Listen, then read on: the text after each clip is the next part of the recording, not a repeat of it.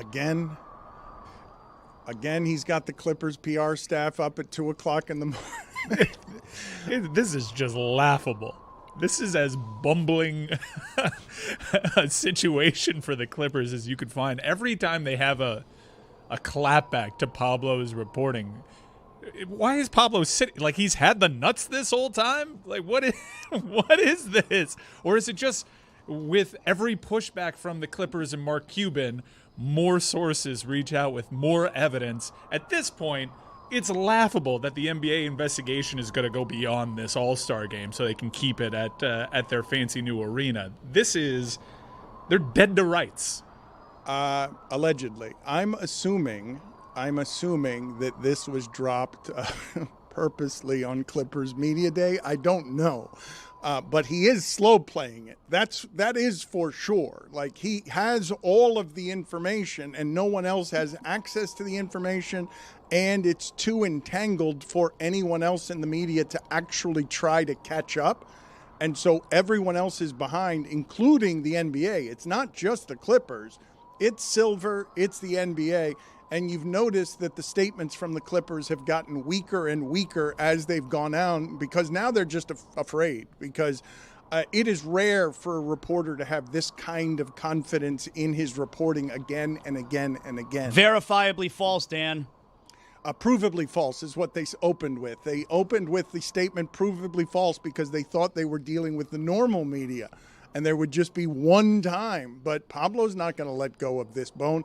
If you guys thought he was excessive with the Belichick stuff getting him clicks, what do you think he's going to do with this stuff? Because Pablo is governed by journalism very high on the list, but higher on the list is how does he get attention for Pablo? Like, that's the highest governance. It's ahead of, I know most humans would argue that survival is the greatest instinct. For Pablo, the greatest instinct is how do I get attention? Should we quickly go over the bullet points from this most recent Pablo drop for the uninitiated? It is a football Monday. People are groggy from an overtime draw that had a combined 80 points in it. I somehow lost money betting on that game, even though all I bet was huge offensive explosion all over the place, because I bet the Packers winning. But if you had that in parlays, it's a push. I did. I learned that last night. I did not know that last night because the way that I had always done that before is that a tie ends up with your money getting reduced on the parlay. You don't win the parlay, but I learned last night that you actually win the parlay.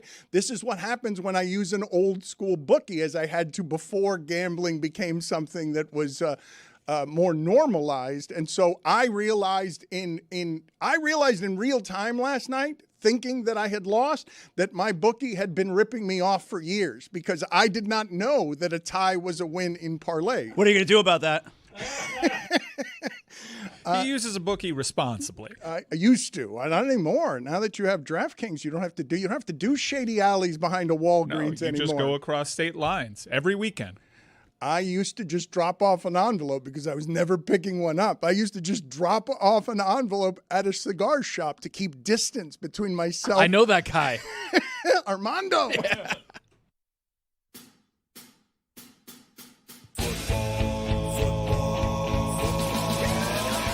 Football is back, Jack. Oh my, we've waited for so long.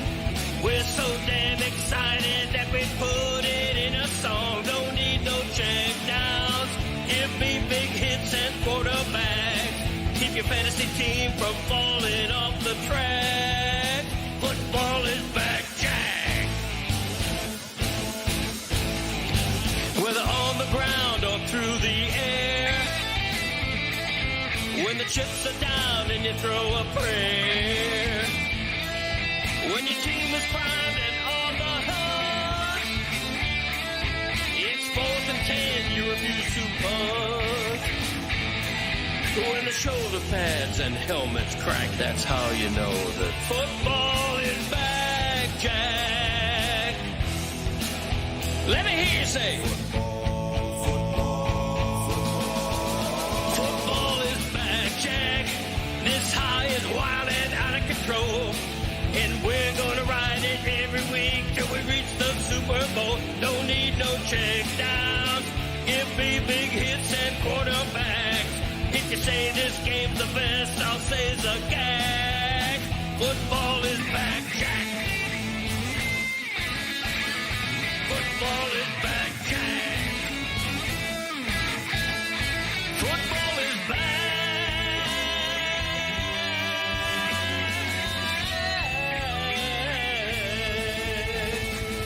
Football is back, Jack. I will ask you guys in a moment to tell me where it is that you believe we should start the show after that football weekend, because I thought the college football was again better than the pro football, and it started Friday night with 2 games, not 1, and I don't want the Friday night games to get lost just because a weekend happened. But I'll get to the football in a second and ask your guys' judgment on where it is you believe we should start, because I don't want to start with the most recent game that was a tie and an offensive explosion, because I didn't think it was the most interesting of the games yesterday, nor of the weekend, because I really found college football interesting this weekend. But I want to start with what is the biggest story locally, and it's not Jeremy at Heat Media Day. We'll check in with him there, but I don't think I'll ask him Heat questions. I'll ask him Panther questions and Marlins questions, because we again did the annual Marlins ruin the Mets season. Are the Mets always scheduled the last few games of the Marlins season? Because this is an unusual thing to have the Marlins wrecking an unusual number of Mets seasons. I mean, the Mets can't feel good about losing their season when they've got Soto and they're losing to Wagaman and Norby. Tony, look up for me, please. Outside of Sandy, what the Marlins are paying everybody, and if it comes close to what Soto is making, just what they're paying everyone outside of Sandy on the payroll, because I think the Mets should be really embarrassed by what it is that happened yesterday. But locally, and I don't want to get too far from this story, even though I know people are tired of the way we talk about the Panthers and hockey around here, but we've got the 2-time defending champions, and this is a seismic injury. And the worst news, I think this is legitimately the worst news the Panthers could get, an ACL tear and an MCL tear for Barkov that will make him at least miss the regular season. And I'm not going to assume that you could just flip a switch and stop McDavid in the playoffs because Barkov will get back and be exactly himself. I imagine that Roy and Zaz are crushed by what it is that happened here, because I legitimately can't think of a bigger injury that could happen locally. This is the most damaging thing that could possibly happen to a 2-time defending champion, to have a player this versatile go down on a non-contact injury and have it be both ACL and MCL, which you know is going to be a monster rehab. The only thing worse would have been, like, if he had his head chopped off. That would have been bad. Yeah, that's the only thing worse. Yeah. Well, hockey players can play through that. ACL and MCL will knock you out for the season, but the torso of Barkov could still neutralize McDavid. I was trying to think of, like, what is a local injury that made me feel the way the end of last week did. Like, maybe it was when Dwayne Wade got hurt in 2005 in the Eastern Conference Finals. You know, he missed Game 6. He had to be shot up. He was only good in the second half of Game 7. That was really terrible. The Dolphins haven't had an injury like this. I mean, Tannehill got hurt that one year, but it's like, whatever. It's Tannehill. I mean, you go back to Marino in 1992, 1993.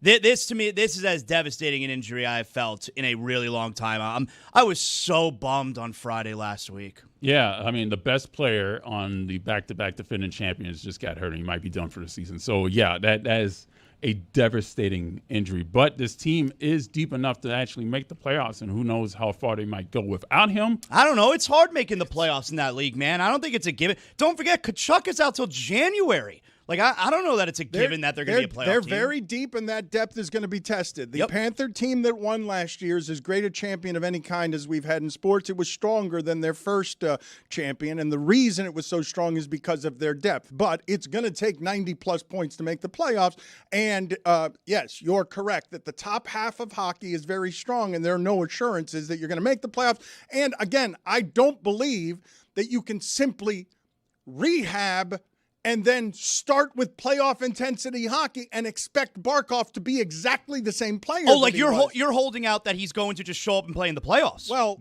I'm not. I'm hoping that there's a look. Hockey players are weird, and playoff hockey people play through. You heard Maurice tell us last week what people were playing through. So I assume he will try because of what it is these guys have put together, and because he will never get a chance again in the entirety of his career. And there are probably 0 players in the league who will ever get the chance to win 3 straight titles. It's a damn shame because I like their chances. And Zaz is right. I know we invoked McDavid. That's like 2 months into the playoffs. Like, I think it's going to be a real battle to get into the playoffs. They play in the hardest division in hockey with ascending teams. You know, you have the Lightning and you have the Maple Leafs in that division, but teams like the Red Wings and Ottawa are certainly on the come up, on the ascension there. It's going to be a real struggle for this team without Matthew Tkachuk for most of the season and without the best two-way player in the game in Alexander Barkov to make the playoffs. They are deep enough to make it. There are wild cards in that sport. We'll see. I hate injuries. Yeah, it's a 7 and 9 month timeline. Even the most aggressive has them like iffy for that first round of the playoffs. This is a really bad injury, and it's an injury that every other contender in the NHL in both conferences maybe just. I would give him my knee if it meant he would. Would you give him your knee? I would give him. I would give him my knee. I'd give him both my knees, and I would merge my 2 knees into one super knee, and I would give that to him. And an elbow. Yeah, they all pump their fists under the table. This is huge for the rest of the NHL. Put it on the poll, please, at Le Batard Show. Did McDavid pump a fist quietly under the table when he heard of the injury? Yes or no? Because I understand what you're saying. There's a lot involved before you get to McDavid, and a lot has to happen for both of those teams to end up in the Stanley Cup final. But the reason Barkov is what he is to me is because I've seen no other human being on earth who exists who can neutralize McDavid. That is not something that any other team in the league has in its toolbox. And so when Zaz says this is comparable to Dan Marino going down with an Achilles tear when you knew the moment that it happened, oh no, there goes everything. And Dan Marino wasn't any kind of champion. It was just you knew you had a competitive chance, and Barkov gives you Barkov being healthy makes you know, yeah, they're probably going to get into the playoffs no matter how hard it is. Barkov not being healthy makes you scared. Zaz says that he was bummed and that he was sick. I had no evidence of that from video that was sent to me by sources. I, too, am a journalist. Zaslow's not the only journalist around here. On the Georgia campus, I'm guessing, we have footage here of Zaslow doing what I believe is Pilates for the first time. Oh, come on. Have you done Pilates before? What makes you think that I've never done Pilates? Where is this exactly? Is it on campus? How did this happen? And who do I have to? Is Amber Wilson the source of this material? What a snitch. You know what happens to snitches, right? They get hurt. They give videos to our show that lead the show because you said you were bummed and I don't have evidence. Is this how you get out you're bummed here? This is outside. This is right next to where they're filming SEC Nation and the Paul Feinbaum show. And they were doing Pilates, SEC Nation Pilates. And I decided, you know what? I got to get my stretch on. And I laid down with the nice young ladies and did what I do. If there's one thing everybody knows about me, it's I like to get my stretch on. Have you done Pilates before, or is that the first time? Pilates. First time, Dan. Core strength. It's everyone else has a blanket and a mat. You do not have a blanket or a mat. I raw dog my Pilates. You what? Raw dog them. Oh. I also got other information from a source, and I want to know if this is true. You correctly picked Alabama. Sure did. On your show. Yep. Get some of the bass out of your voice, because what I'm about to reveal, according to sources here, suggests that you're a bit of a fraud. I was told that a Georgia fan approached you.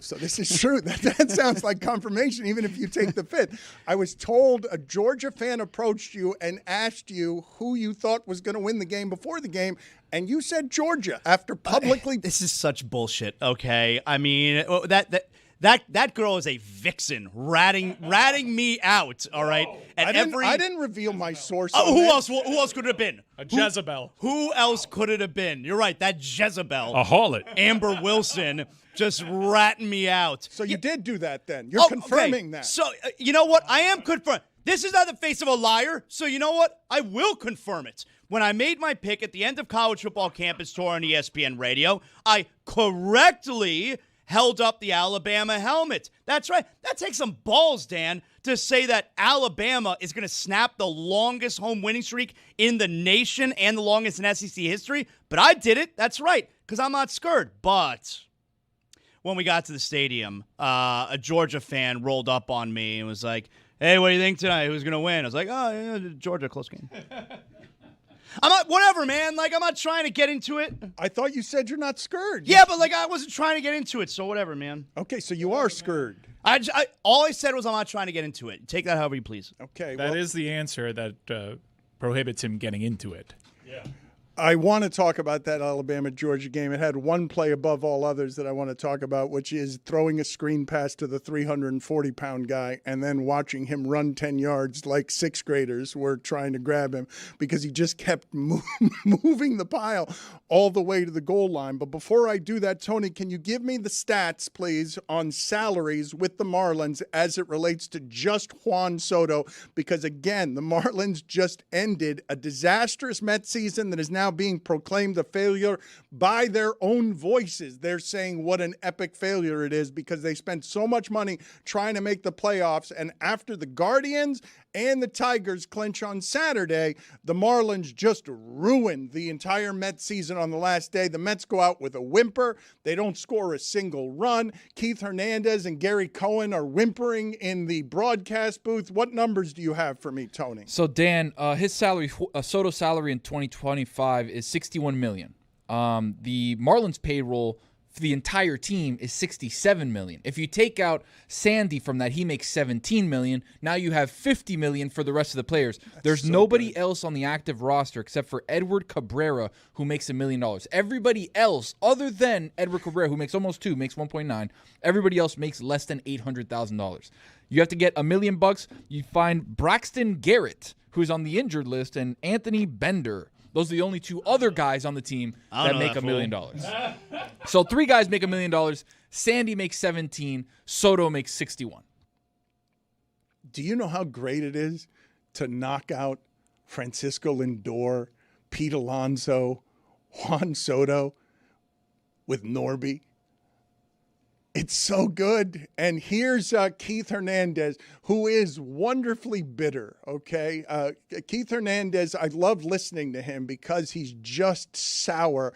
And here he is finding the only way he can to rip the Marlins because he's just disgusted with the Mets, and he's the broadcaster who comes home from a bad day at work and kicks the dog. The 3-man booth. Gary Cohen's in there. I think he's the one that spits the most poison here. I'm watching the Marlins. They just took a team picture in front of their dugout like they're going to the postseason. Oh, this was their World Series. Oh, yep, they took 2 out of 3, knocked the Mets out of the postseason. We saw the Reds celebrating in Milwaukee. Oh, that's loser talk. It was explained to me, by the way, by Jeremy, that this is a Marlins tradition all season long. They always take a group photo anytime they win. Now, this was the first time all season that the entire team took a photo, and the Mets clearly took exception to that. It's usually the stars of the game that take a picture in front of the dugout. This time it was the whole team, and it's only because it was the end of the season, the end of the Mets season. Specifically, the end of the Mets season is what the 3-man booth of the Mets think. No, it was just the end of the season. They're saying goodbye to each other, and they're ending with the perfect punctuation of just befouling. Those stats that Tony gave, that's crazy, is it not? To think that the Marlins, what the Marlins do, finish like 4 games behind the Mets and ruin their season. That's a great season for the Marlins. Oh my God, is it a good season for the Marlins? In fact, you'll find very few ever in the history of South Florida that exceeded expectations more than this one, except maybe the pandemic season where they made the playoffs on a 30-31 record because they played only 61 games. The Girardi season also surpassed wild expectations. Marlins are good for the occasional surprise. It's a funny little sport. I learned yesterday that the Reds were good enough to make the playoffs. Girardi won, I think, 84 games and Manager of the Year, and it was an enormous surprise, and then they fired him. That's the way the Marlins end up doing business. Where would you guys, before we get to the Hampton Farms nuttiest fan, where, Tony, would you start? If you can only pick one game from the entire weekend where you would start today's show, what would you think is the most important one? Dan, wow, what an incredible weekend of games. We had Friday games, Saturday games, Sunday games. I'm probably going to start with the biggest news out of the entire weekend, which is Bad Bunny's hosting the Super Bowl halftime show. We didn't talk about that. It's been 15 minutes into the game. And 15 minutes into the show, we haven't even mentioned the biggest thing on the planet, which is the biggest artist on the planet is now gracing the Super Bowl halftime show, which is going to be unreal. Dan, that's where I'd start. You want me to do 15 minutes there or no? No, thank you. You keep saying, though, you keep saying that Bad Bunny is the biggest He's artist the biggest artist on the planet. planet. I said that 5 years ago, and it still rings true today. Put it on the poll at Le Batard Show. Biggest artist on the planet. Is it Bad Bunny or is it Taylor Swift? Because I thought it was Taylor Swift. I didn't think that Bad Bunny had. Do you listen to Bad Bunny, Dan? Some, but I don't listen to Taylor Swift either that much, and I know that Taylor Swift sells out places in a way that Bad Bunny does not. No knock on Bad Bunny. She's just got a following that I thought was larger. Am I wrong on this? You could be wrong. I would bet dollars to donuts that you're wrong. Let me run the old search there. Okay, you can look it up. And how are you doing this? You're doing this in sales? By streaming numbers, because look, Bad Bunny has an advantage here. I mean, Anglos like his music, and he sings exclusively in Spanish, so he has access to parts of the globe that Taylor Swift doesn't. Yeah, I don't know what he's saying when he's singing, but I like the way it sounds. What would be your nomination, Zaslow, for the place that you would start today's show if you were talking about one thing of all things from the weekend? I think it's Chiefs-Ravens. I mean, I was in Athens this weekend for Georgia, Alabama. It was awesome, all right? And there was some real good college football action over the weekend. Ole Miss, really good stuff. But what Virginia did Friday night. But that Chiefs-Ravens game was a shocker because I don't care if Xavier Worthy played. I would have thought I would have guessed anything that the Chiefs were about to fall to 1-3. Maybe the Ravens aren't any good. Well, their defense is bad and hurt, okay? So they've allowed more points. Their defense has allowed more points than any team in the league, and that's on a schedule that includes the Cleveland Browns. Last year, they were the healthiest defense in the entire league, and it showed this year, while I'm watching that game, there were players on the field for the Ravens that Nance did not know their names. Like, he's just saying... Isn't that his job? Well, it is his job, but they're so hurt that he's like, and the backup makes the tackle there, and he didn't know who it was. Let me give you some numbers because they only had 7 games missed by defensive starters last year, and this year they're the most injured team. One of the reasons that is so shocking yesterday is because a month ago against the Bills, through 3.5 quarters, we all would have looked at the Ravens and said, whoa, that looks like the best team in the league. Obviously, the Eagles are that, and they've got metronome excellence now that won't make them the starting point today, even though they've won 20 of 21, and that hasn't been done in 20 years in the sport since the Patriots were dominating it. But the other thing that made yesterday shocking is that Lamar Jackson hasn't been beaten by more than one score since 2021. Like the Ravens, since Lamar Jackson became good, you talk about Barkov, since Lamar Jackson started playing well, that team is always competitive if he's playing. You never blow out the Ravens, but their defense is in total disarray. Do you know what it's like for me to say that that's a worse defense than the Dolphins' defense, which I believe to be historically bad because they've allowed a good deal more points than every team in the league? I thought that Lamar Jackson stat was weird, and the first thing that I thought of when I saw it was, okay, it's obviously great to be in close games. You always have a chance. But does that stat make Lamar Jackson look bad? Because then it's like, do you take from that, he's not necessarily always great in close games if they always lose close games? Well, famously, when they're ahead against quality competition, they tend to open that back door up more than most teams. Really strange online discourse around Lamar Jackson because Initially, there were reports that he just got benched, and then it was a hamstring injury, but he's not on the sideline getting active treatment, so it looks weird, leading to a lot of people online saying, did this guy ask out of the game? Was he actually benched due to his performance? My son ran into the Zazzle Mansion fan and said, Lamar Jackson just quit. The biggest question of the entire year is, what album is he going to play most songs from, right? Like, he's got 17 different albums that are so great. Is it going to be Debí Tirar Más Fotos, which he's taking on world tour now? That one's good. You like that one, Zaz? Yeah, I like that one. Okay, that one's good. We have Un Verano Sin Ti, which is probably one of his biggest albums ever. We've got Nadie Sabe. Like, there's so many, Dan. How many songs are there in a set for the Super Bowl? I don't know, but 15, 20? I would be losing my donuts to Dan's dollars because Taylor Swift is streamed more than Bad Bunny. That doesn't matter, though. Like, those are numbers. Numbers lie all the time. But I mean, undoubtedly, Bad Bunny's the top biggest artist on the 5 planet. Well, okay, well, depending on the metrics. Metrics are the vibes, and the vibes are he's I'm the with biggest you. artist on the planet. Vibes, I'm with you. Are they creating, hold on really quick, are they creating whatever Taylor does on stage? I don't know if she does something like graphically or if there's some sort of like set design for Taylor. Are they doing that at bars in Little Havana? Like Casita, like they are at Casatiki with Bad Bunny? The answer is no. How about this Albert Breer tweet? This is the first time I've never heard of the Super Bowl halftime act. Why, guys? Why? That's stupid. Why? I mean, why would you put that That's out there, stupid. Albert? Come on. Stop it. Moron. That's really bad. There is a debate around this Bad Bunny thing that I'm not super comfortable with. Jay-Z and Rock Nation are tasked with booking the act. Headed into this year, I was like, well, there's only one answer to who should perform at halftime. No, I was actually going to say Metallica, being a Bay Area icon. What have been doing? Awesome. But then I saw the news for Bad Bunny. I was like, brava. This is a perfect artist in an important time. And this is probably the only one that I would find really acceptable to knock Metallica, who I think is deserving over the course of their careers in that home area to be performing. I'm super pumped. You guys about got the people are Bad going Bunny to get fired up for Metallica, you think? Metallica would have put on an incredible. Even if you weren't fired up going into, you would watch and be like, "This is awesome." I mean, their catalog. I know one thing is for sure. Albert Breer's heard of them. Sure he has. Put it on the poll, please, at Le Batard Show. Do you know anyone who says brava instead of bravo? And put it also on the poll. Are you surprised that Albert Breer has never heard of Bad Bunny? It seems He's hard. the guy that watches Saturday Night Live, so I feel like he's a liar. That's his age demo is like, I'm locked in on Saturday Night Live. I'll watch who's this Bad Bunny guy. Oh, I don't like him. Okay. But don't say you had never heard of him. Multiple-time host and musical guest. Bad Come Bunny, on. everyone knows Bad Bunny.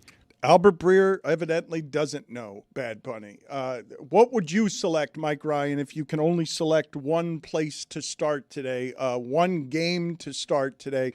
What would be your selection? Well, given what's been pulled off the board, I think applying just a top-line macro sense of what's big in sports, I'd get into the Ryder Cup a little bit and how much Europe seemed to really enjoy that and how poorly the U.S. fans behaved during the entire weekend. Honestly, that you know how Zaslow finds Inter Miami unlikable? Yeah. That's about how I felt about USA Golf right from the jump. And the fans kind of took their notes from the top, it would appear, from people that have covered the Ryder Cup, legacy media guys that have been around this competition plenty of times. They said that they've never seen fan behavior this Well, it's like, what were they abhorrent. doing? Just yelling stuff?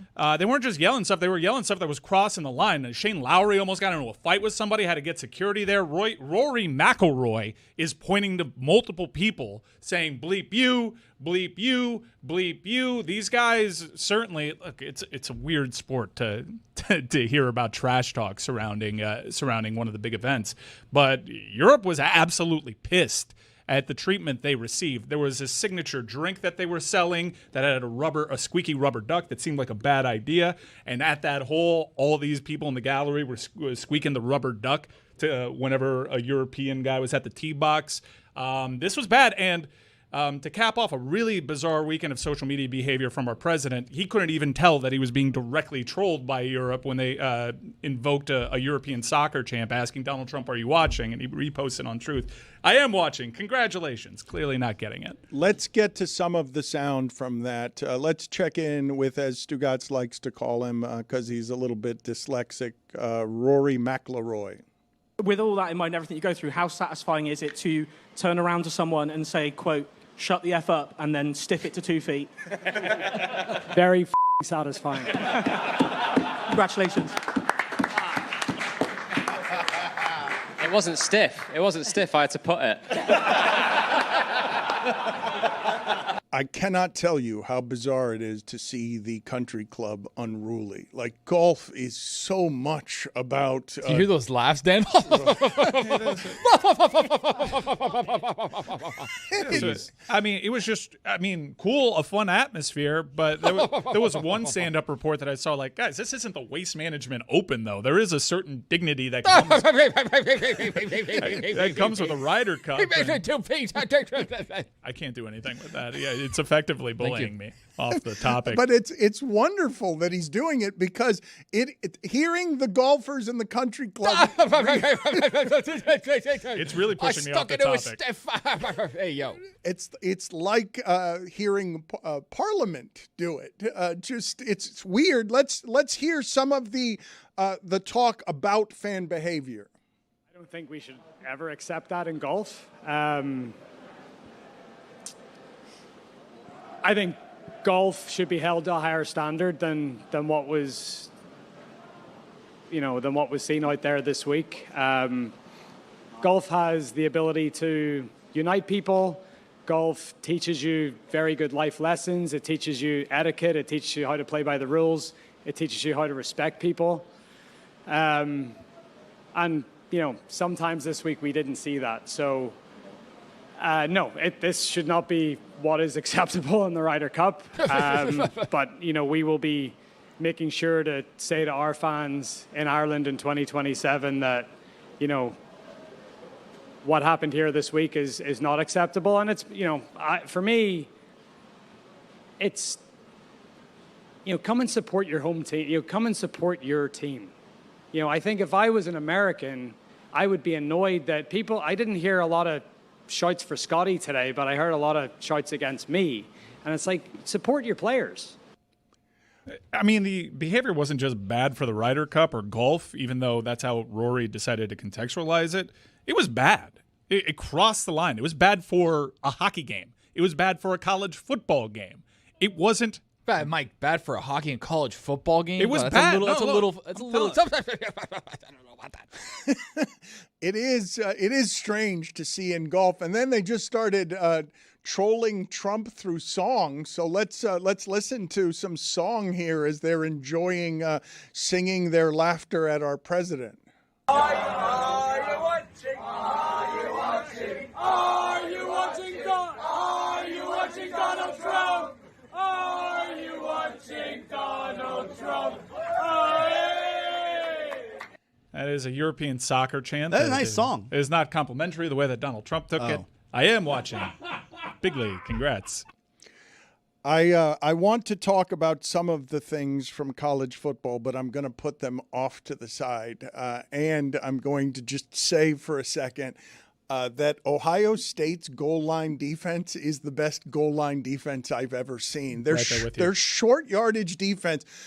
Washington got to the 1 yard line on Ohio State, and Washington had been 16 for 16 in the red zone with 15 touchdowns. But what Ohio State does to show you the physical advantages they have makes me think of the physical advantages that the Philadelphia Eagles have when I'm watching the game in which, I don't know how you guys measure quarterback play, but one of the reasons that I know that Baker Mayfield is so good is because they put up the stat yesterday during the game, 40 dropbacks, 2 sacks, 18 pressures on Baker Mayfield. And it's like, okay, half the time he does not have time while Jalen Hurts is throwing 2 underhand touchdown passes to Dallas Goedert, because it's just like, here, you grab it, giant Frankenstein guy with bolts in your neck, and you go 3 yards because we're just going to keep mauling people right and left, and you're going to have to change the rules because we're physically stronger than everyone but Detroit. It's the first time in several years that this happened. The Eagles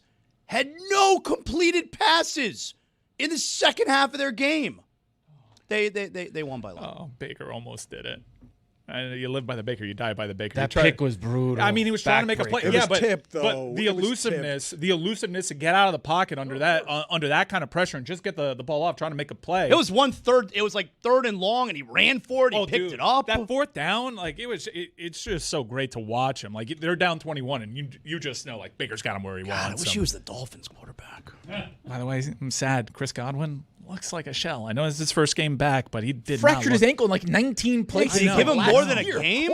I know. He's working his way back. I love watching this player. And just you don't know what you're talking about. The explosiveness. Metallica, please. Hey, that says to golf. You don't get to do that. I think you don't get to do that to me. I think I want him doing that. No. I think I like his. No, it's childish and amateur, and it's Anytime got no I don't like a take, I'm just I hate this. Wait till Jeremy finds it. Can you stop him? This is bad. Jeremy Taché is at Heat Media Day. I don't know exactly why. We should be talking about the Marlins. We should be talking about the Panthers. The Dolphins have a Monday night game. Give me the stat of the day music here real quick here, Roy, so that I can just give you a quick stat on the New York Jets-Dolphins game that is tonight that may not be surprising to the rest of you before we go out to Jeremy Taché, but is still funny. Start of the day, start of the day, it is your start of the day. Start of the day, start of the day, it is your start of the day. Start of the day, start of the day, it is your start of the day. Start of the day, start of the day, it is your start of the day.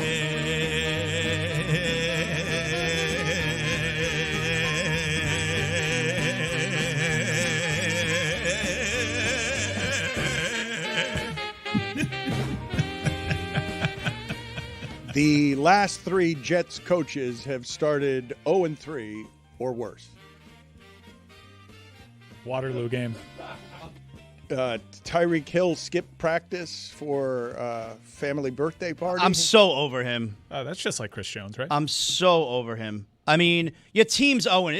He came into this season talking about how focused he is on football. You know, he is laser focused. Your team is 0-3, and you're skipping the last practice before Monday Night Football against your rival for your parents' birthday celebration. It's a fun event.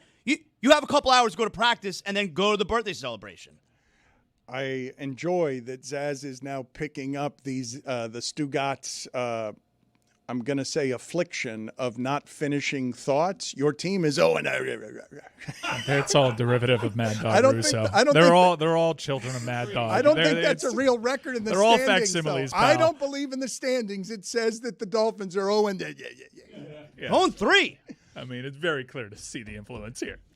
Jeremy Taché is at Heat Media Day, so I will ask him the question on everyone's mind locally. How much did you enjoy the Marlins wrecking the Mets season yesterday? Maybe more than the Marlins actually making the playoffs in 2023, Dan. It was such an incredible moment to watch them just end the Mets, who have 5 times the payroll of the Marlins, and watch all the New Yorkers who now move down to Boca or West Palm Beach ride out sad. It was incredible. Let's play for Jeremy the sound of bitter Mets broadcasters watching the descent of the Mets season into the final toilet swirl of sewage. I'm watching the Marlins. They just took a team picture in front of their dugout like they're going to the postseason. Well, this was their World Series. They took 2 out of 3, knocked the Mets out of the postseason. We saw the Reds celebrating in Milwaukee. Look at that look of Jeremy as if he's walked into a bathroom that has a bad smell in it. I mean, maybe if your team played like it was the World Series, you would have made the playoffs instead of losing 2 out of 3 to the Marlins, who technically had nothing to play for in that series outside of upsetting the Mets. And they win 4-0. One of the greatest parts was the bases were loaded and Pete Alonso came up, the guy who's going to leave the Mets this offseason. He opted out of his contract. He hit the hardest ball that the Mets have hit all season, 115.9 miles an hour off the bat, right at Javier Sanoa in left field. Javier Sanoa, who's pitched as many innings as the Marlins scored run yesterday. Jeremy, I'm going to pin you down here. Obviously, you know who the biggest artist on the planet is. Who is it? I heard you say Bad Bunny, and while That's the answer. I understand Thank you. Thank you. No, you did a great job. Hold on a second. Don't tell you can't do that to me. I do it to you. You're gonna handle the credentials of Taylor Swift to pretend like you can laugh at them. All right, Jeremy. Thank you for joining us from Heat Media. Well, Dan, Day. hold on. Before you send this away, I just wanted you to know I was gonna be on the court. They had me set up to be on the court when I walked in. People were giving me high fives, hugs, everything, and then I said I was at the Le Batard Show, and so they decided to put us back here in the freaking garage. So shows how your credentials have dropped out of the planet since we threw knives at Pat Riley. I in my defense, it's just what was there. I would have thrown knives at Keith Haskins if that were the cutout. I meant no disrespect to Pat Riley. I just needed a target. Can I see where it is Jeremy is and the glamour and pageantry of where it is that they have put Meadowlark Media, an ascending media company in these troubled media times? Let me look at where it is Jeremy is, because you guys did a close-up there, and it looked like you were at Heat Media Day, but now it just looks like you're in the bowels of the arena. You're amid construction, and there are no other reporters. This is where Mankind would do his promos. Yeah, this is where they put me because of you. I was going to be on the court, Dan. I was going to be on the court, and because of you and this mic flag, I'm here. Okay, we will check back in with you later. We will also. Did anyone ask about me, Jeremy? Jeremy, also ask about aspiration while you're out there. See if Pat Riley has any comments on aspiration, please, while you're out there. Fat chance.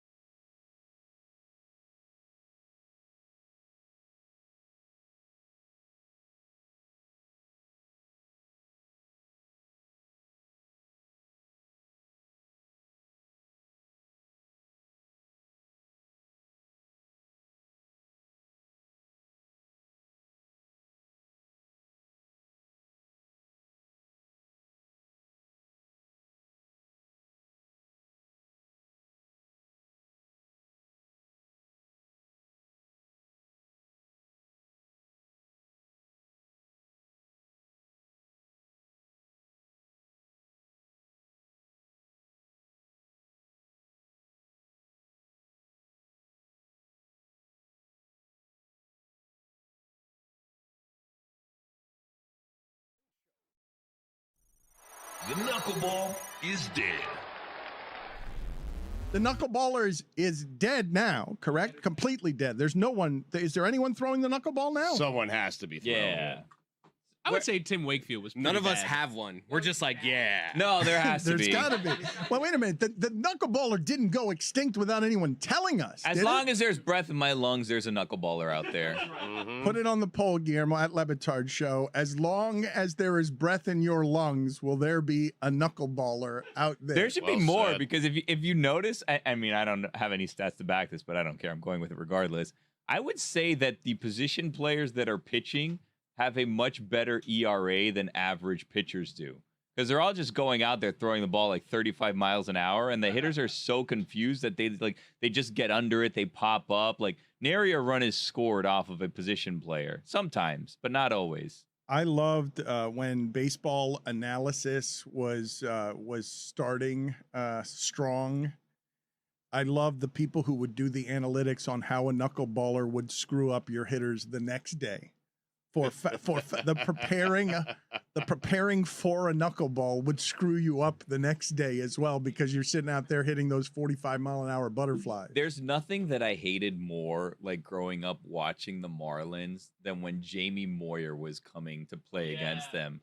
And I don't even remember if he was a knuckleballer or if he could just only hit it was just 75. Slop. It was just slop. He could only hit he like was not a knuckleballer. 72. He was just old, and he threw croutons up Anytime there. there was a knuckleballer or just an old man that could throw the ball really slow, I knew, like, this team can only hit fastballs, and this is going to be a long day and a long week, because they're not going to be able to figure it out. And it's frustrating because you're just seeing these meatballs go over the plate. You're like, how can you not deal with this? This is so slow. Hit the baseball. And yet Jamie Moyer had a 20-year career. He was 40. He was still pitching. What is the ruling of the committee? Is Stugotz is nominated? I need some sort of formal ruling from the committee. He has nominated Joe Musgrove. Billy is passionately against. Chris, are you willing to give him horse status, because horse status is before ace?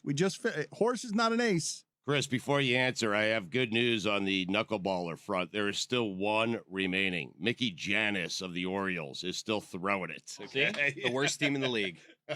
He's still out there, though, keeping the species alive. It also will not seems go though extinct. Mickey Janis has only pitched one game in 2021. Oh. In Major League Baseball. He's still trying. Still breath in my lungs. Yeah. He is currently with the Chicago Dogs of the American Association of Professional Baseball, which I don't think is in Major League Baseball.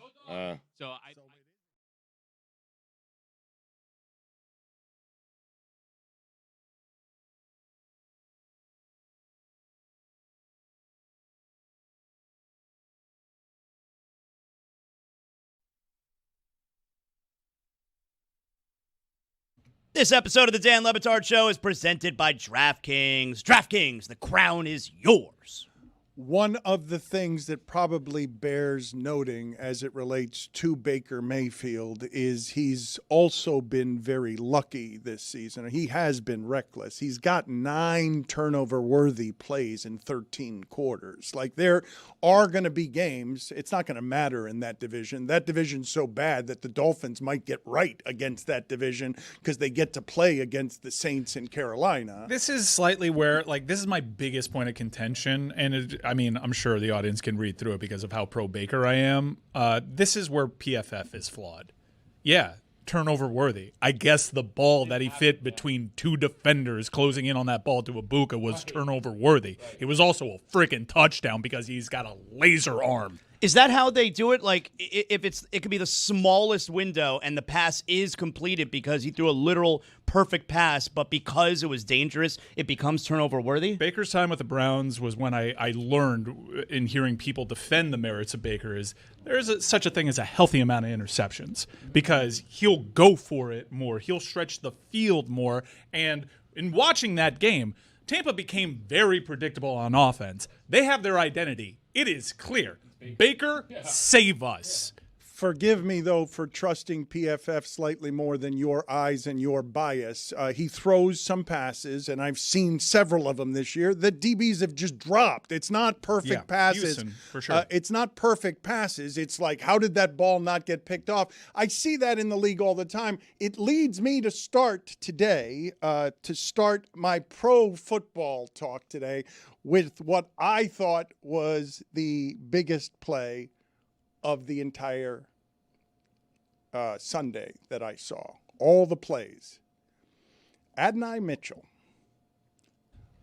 the Colts receiver that produced what is to me the single greatest instance I've ever seen between an extraordinary, excellent play turning into a profound stupidity. I know Deshaun Jackson has done this 3 different times. How are we still doing this? Deshaun Jackson did it 3 different times. One of them was in an all-star game before he ever got to the pros when he tried to do a somersault before the goal line with the ball and put the ball down on the 1-yard line. That would be sick. Well, he did. We could get that video. We don't have the rights to the times that he did it in the pros because he did it twice in the pros where he dropped the ball to celebrate before the goal line.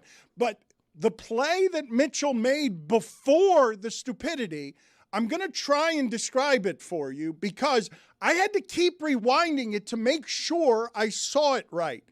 He's running down the field. This is a 75-yard play. He's running down the field between 2 defenders. He catches the ball with just the inside of his right elbow.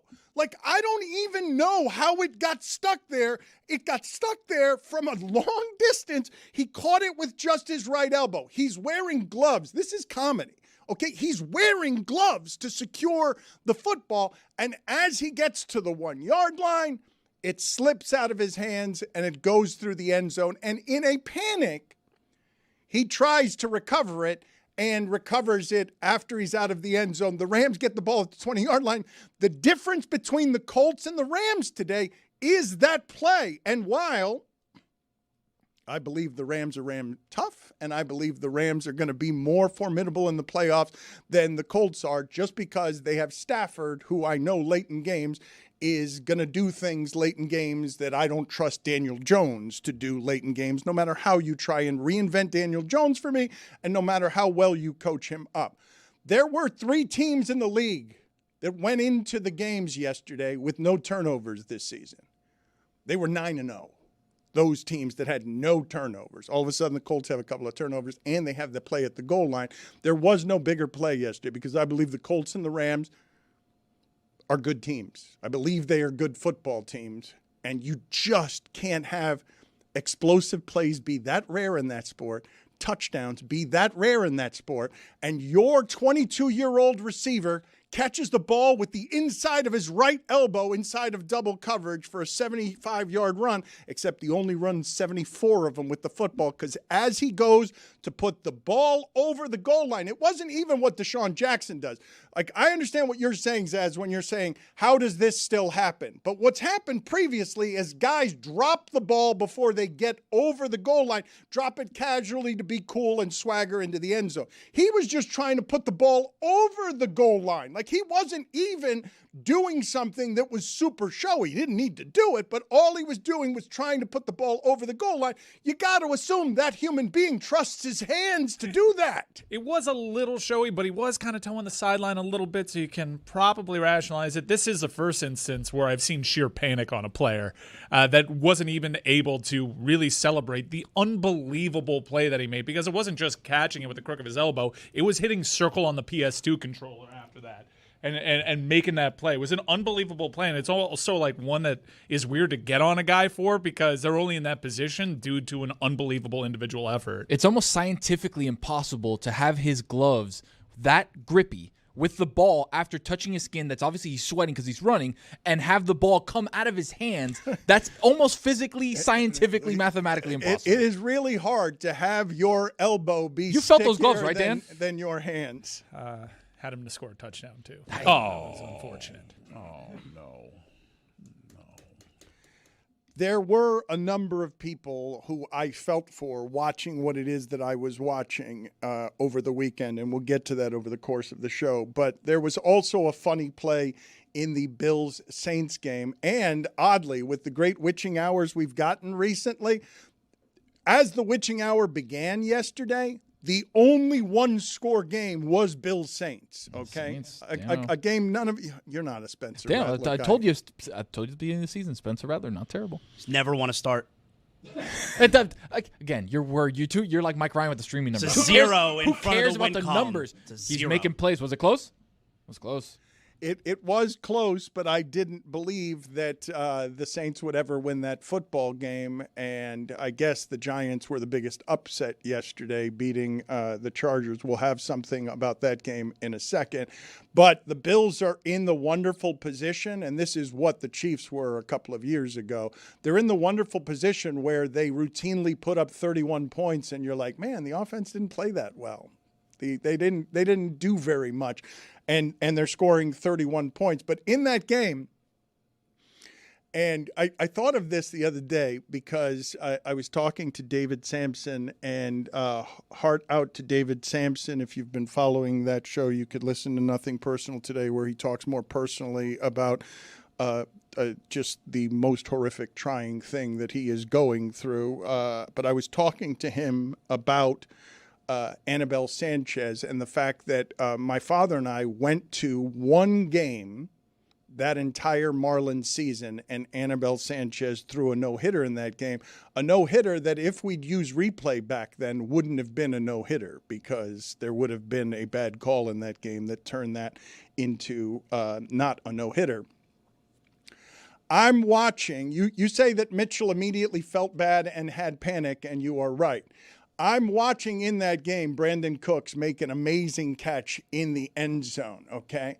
And the reason that I knew that it wasn't a catch, even though the referees signaled that it was indeed a catch and was a touchdown, is because Brandon Cooks got up. It was a great catch. And he did a really super half-hearted bow and arrow celebration. Like, it's like, I'll do this to try and fool the refs, but I know that they know that I didn't actually catch this ball. They're gonna go. It was like a Cupid bow and arrow, like a soft Bow and arrow is cool celebration. It is, but the way that he did it was limp. It was impotent. He should have been happy. They'd be taking the lead on the road against the Bills. It was a third down play. It would have been an enormous play, an enormous catch, but he did it it was really limp. He just I know they're going to overturn this when they go to video, and everyone could tell. It's the way that I could tell on Mitchell's face. Like, Mitchell looked up at the scoreboard to make sure. What happened after the Mitchell play, I'm telling you, it was the funniest play Sunday, because never in my life have I seen such an extraordinary play turned into something that's going to haunt him for the remainder of this week, the remainder of this season. Touchdowns are hard to come by in that sport. But as soon as Mitchell knew before the rest of us what had happened, he knew he lost the ball too early, and he went in a panic to try and retrieve it. And then he does the thing that men sometimes do when they are alone with their shame and they're the only ones who know it and don't want to be seen. He started trying to adjust his cup. And he just sort of sheepishly looked at the scoreboard. And as his teammates come, because they don't know yet, teammates come to celebrate with him in the end zone, and he's muttering something under his breath that makes them stop their celebration.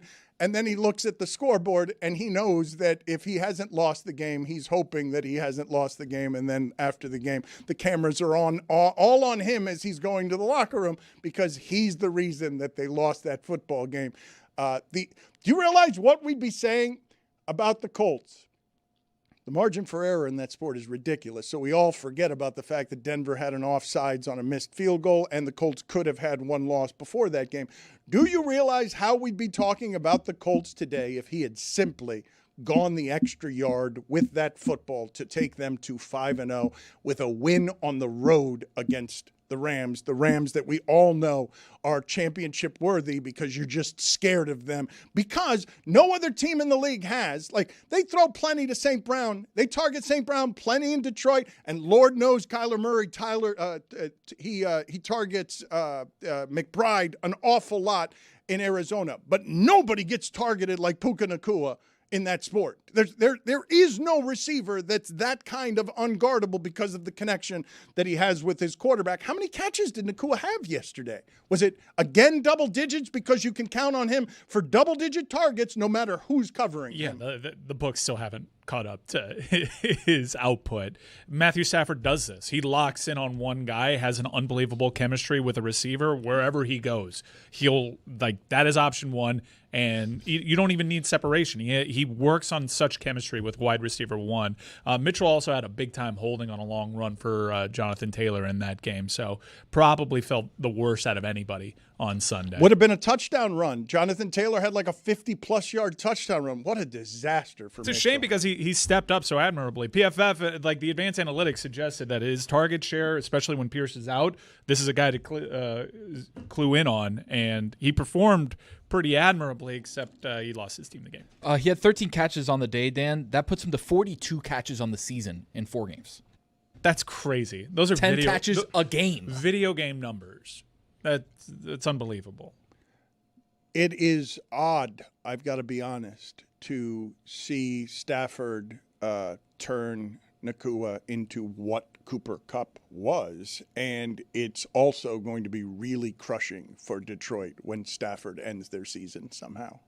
It's going to feel really bad when the Rams do something like we expect them to do in the playoffs. There is not a team in the universe that wants to play the Rams. I don't care what the Rams' record is in the playoffs. One of the things to watch, you know how I have like these little side quests when I watch games? Watch Kyren Williams in pass protection. Watch it. He doesn't just like get a little shoulder in or anything like that. Dude blows guys up. Zaslow, what were you looking at? The incompetence at the end of the Sunday Night Football game last night. Like, I fell asleep last night with 3 minutes left. I got to get out of it. I got to go to sleep. I was up really early, all right? So I wake up this morning, and I open up my phone, and I want to check the score. 40-40. Now, the first thought that came to my mind was, how is this game still going on?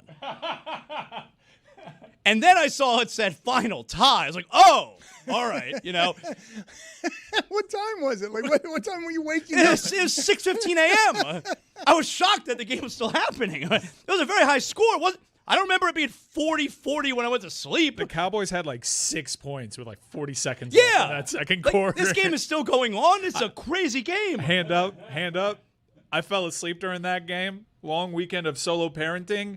I was stunned to see that final score. Yeah. Stunned. Yeah, and so just now I'm watching the sequence at the end of the game where the Packers, just letting the clock tick down and not winning the game. I found it this morning because at 1:50, my daughter kind of like rustled and woke up a little bit. And I was like, oh, I knew I fell asleep. Let me see.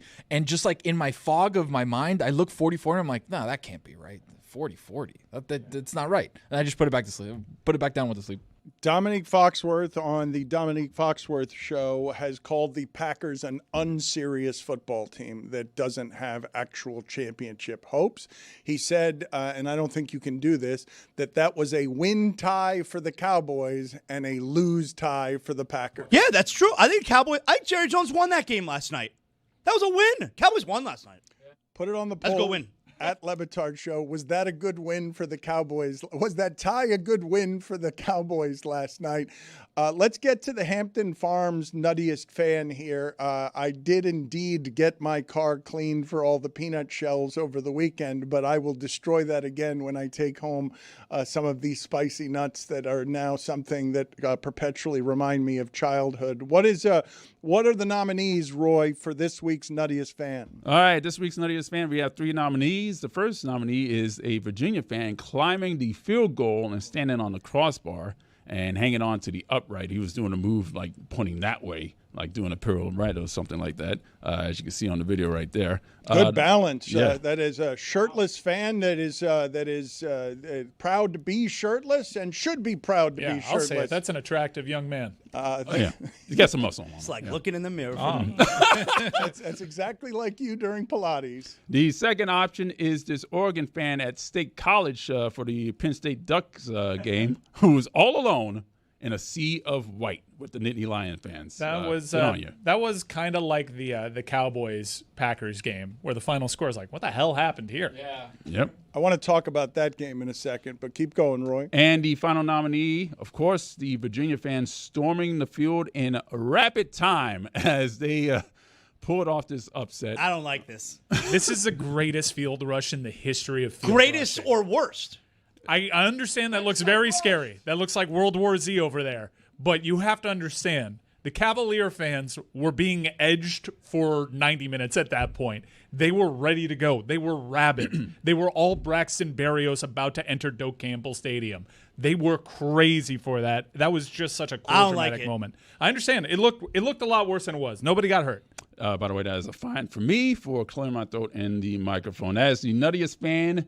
Brought to you by Hampton Farms, the official snack nut of the tailgate. Vote for your favorite nutty fan at Le Batard Show on Instagram, and keep an eye out for Lucy Rodine at Notre Dame if you think you are that team's nuttiest fan. Zaslow, I thought that was incredibly cool. It would have been bad if there had been a flag on the field. They got out there very fast. That's the fastest I've ever seen fans get on the field. The most aggressive field rushing I've ever seen. I mean, I got a text. I was watching in the hotel Friday night, and I got a text from my son. He goes, "Do you see the field rushing?" I go, "It was so aggressive. I'm really nervous that somebody got hurt." As a battle-tested veteran of a lot of upsets on that field, they have an open end that's downhill, and the students tend to How do you pull. stop it? There's no way. Like they don't have the construction for that. Wake Forest was also a situation in which it would have been a crazy field rush had Wake Forest got that 2-point conversion to beat Georgia Tech, because the fans just line up there. This game went to overtime. Castellanos and Whitman combined for an unbelievable catch and throw that was just like, it deflated the crowd a little bit, and you had thousands upon thousands of students just in that open end of the end zone, and then they end up winning on that play, and it provided a cool visual but a little scary It's moment. too much. It's too there's the safety part of it. Okay, I sound like an old person, doesn't like that fun. Whatever, man. Like, it was really aggressive. It makes me nervous just watching it. And then there's the other part of it, which is like Illinois, number 23 Illinois beat number 21 USC. Can you have a little self-respect? Like, they stormed the field after beating a team that was ranked 2 spots higher than them. Can you respect yourself a little bit, Illinois? Have some self-respect. And the ACC does hand out pretty punitive fines now for field rushing. Oh, but like these kids care. These kids are paying hundreds of thousands of dollars to go to school there for for 4 years. They can say, "Oh, I don't want to school. I have to get fined." Come on. If the ACC is actually serious about stopping this, if college football, big time college Suspend football, students. Not that. Well, that is how it'll stop. How about build a wall? Right now, the only Now thing you're that, talking. Mike, thank you for coming around. Wahoo wah. Okay. You know what's like? UVA hopes to have plenty of upsets. It can't be more than a couple $1 million to pour some cement. Where's UVA? And Charlottesville, and build out a wall. Like, if you're serious about stopping it, then maybe your last line of defense shouldn't be just, a couple dudes with a rope. The games that you just mentioned, because I think there were 4 of them in there, and I don't know which is the best of them. I disagree with Zaz on a couple of fronts. If you have USC's history and Illinois' football history, I understand rushing the field, even though you're not incorrect when you say that the ranking difference between the two wasn't very large. I'd also apply further context as the one student, the one responsible student. Guys, no, it's only 2 spots ahead of us. They played the late night slot last week and had to fly to Champaign, Illinois, and play what is tantamount to an 11 a.m. start time. Well, a 10 a.m. start time for them. We should not do this. We should turn back. After losing to Indiana by 50 the week before, and when you hold your hands up like that as the one student rushing, trying to stop, World War Z is my favorite zombie movie. I don't know if you guys have a better one than that, but World War Z is, I don't love zombie movies, but I liked that one. When you hold up your hands as the one fan trying to hold back everybody, you remind me of the Carolina punter on that special teams punt return yesterday, where it's 10 Patriots running right at him because the return had 9 blockers on it, and the punter's like, bleep this. I'm not going to try. I'm going to get out of the way here. Reminds me of Kevin Bacon on Animal House. All is well.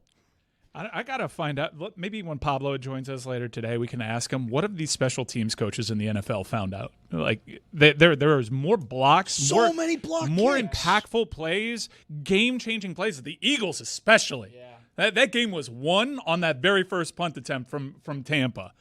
What is going on in this league with special teams? From the kickers, booming legs, to the blocks. Is it because some of these kicks are happening at a lower trajectory because they have bigger legs than ever now? But I am liking this. I don't like the kickoff rule in the drop zone, but I am liking what I am seeing where, okay, it's not just guys making kicks because that's not good. Impactful plays from special teams and blocks. That's fun. Mike, I'm glad you brought up the kickoff and the drop zone. I'm just going to say what everyone else is thinking as well. I have no idea how that rule works. I have no clue what's happening there. I don't know where they have to land. I don't know what happens if it doesn't land there. I know that it's bad if it doesn't go where it's supposed to. I don't have a clue how this kickoff works. Put it on the poll, please, Juju, at Le Batard Show. If you're really being honest, do you understand the new kickoff rules? And to your point, Mike, yesterday, during that Philadelphia-Tampa game, as you're sitting here talking about correctly the block punt that was the first score in that game, there was a 65-yard field goal in that game no one remembers. Just casual. 65-yarder. Bomb. Just cash. Super cash. We're not even talking about this. Like, the world would stop usually when these kicks were attempted. The record used to be 63 yards. Can you look up? We put a picture up of the half-footed kicker, Tom Dempsey from New Orleans a million years ago that used to hold the record at one point for longest field goal. The record used to be 63 yards. Kickers have rendered that irrelevant. I remember growing up, Jason Elam was attempting like a 53-yard field goal, and it was – holy shit, I can't believe they're trying this. Oh, I got mad at the Raiders yesterday for being so meek, trying to settle into position for a 50-plus yard field goal instead of trying to get a little bit closer and then losing the game to the Bears because they're sitting there like if a 53-yard field goal is now an easy thing. I think Gino wrote back. He might have finally gotten the time to write back. I have in front of me here the games that you mentioned outside of Illinois USC. So you mentioned Georgia Tech, Wake Forest. I want to see which one of these you guys found most interesting. You got Ole Miss, LSU. Oh, by the way. Put the town on alert. I got that one right. I wonder if anyone out there won money taking Virginia on the money line and Mississippi on the money line together in a parlay because my God, did Ole Miss drag LSU. I know the game was close, and I know Trinidad Chambliss, who's got just a great name. That's just a great name. Great scouting find for them, too. He did something really dumb at the end of the game. So did Trevor Lawrence yesterday, where they both went out of bounds when you can't go out of bounds in those situations. And so they needed a fourth down play and Lane Kiffin to be Lane Kiffin to actually win at the end. But Mississippi had 200 more yards than LSU. LSU cannot run the ball, no matter how much Brian Kelly yells at us about asking. They just can't do it. And in that game, Ole Miss lost the turnover battle, had 14 penalties, and still dragged LSU. But that game takes a back burner to, obviously, Alabama, Georgia, and Oregon, Penn State, which I wanted to talk about because James Franklin's record, Tony, please look this up for me. James Franklin is now 4-21 against top 10 teams, and in the Big Ten against the top 10, he's 1-18, and that's the third worst record since 1937, but I want to know who's worse. Like, I want you to give me the name and the record of somebody who is worse, because when they said he's third worst ever, I'm like, who can possibly be worse than who gets the chances to be worse than 1-18 in the Big Ten against top 10 teams? They threw up just a graphic of general win-loss records against AP top 25 teams. I guess Beamer was doing it for so long that the time that I had recognized it, I didn't really know that that was a stain on his record. But Frank Beamer apparently was James Franklin before James. That's the only way. It has to be someone who, they're going to get a million chances because they've been the coach for 30 years. Okay. Also, never talk to me about Drew Aller ever again. He's got that guy. Stinks. That guy, Taller Van Dyke. Stinks. His name is Taller Van Dyke. You can do, if you want, Virginia Tech and Frank Beamer, but I don't expect anything from Virginia Tech if not for Frank Beamer. Zagak. What James Franklin inherited in Penn State, he's gotten a lot of credit for rejuvenating something that looked like it was going to be decimated by the single worst scandal we've ever seen in college sports, which is what happened with Joe Paterno in Penn State. Yeah, Bill O'Brien did build up the bones, though. But didn't get it back here. Didn't get it back to where James Franklin got it, where he got one of these giant contracts for being 1-18 against Big Ten top 10 teams. Put this on the poll as well, Juju, because Mike mentioned the way that game went. Has 17-3 seemed insurmountable to Penn State since 1986? Because I did not expect them to be able to come back and tie that game. And, Zaz, you're going to be out here telling me you like that game because you like those defensive struggles. Yep, I do. You liked that game that slows down Oregon and turns them into their leading 17-3, and they're in a position to bury James Franklin. But somehow Penn State miraculously scores 2 touchdowns. I love how every possession, especially in the second half, is so important. Every play is so important. I love that kind of game. And by the way, yes, it was 17-3 late in the third quarter, and some people may have thought that it was a bore. Fourth quarter of that game was awesome. You tell me it wasn't fun to watch? And then they put the camera on James Franklin after they lose the game. Moore showed a lot of poise there. Probably welcomed himself into the Heisman conversation. But takeaway from all the post-game stuff is, look, we can all laugh and cut clips. But if I'm Oregon's athletic department, I do send a text to Dan Lanning and just say, hey, are you all right? Dan, I've got the top 5 worst coaches against the top 10 in the AP poll. Number 4, Tom Allen from Indiana was 1-14 against the top 10. Unfortunate time to be in the Big Ten. Mike Loxley from Maryland and New Mexico was 0-7 against the top 10. What years were this? Tom Allen was there not too long ago.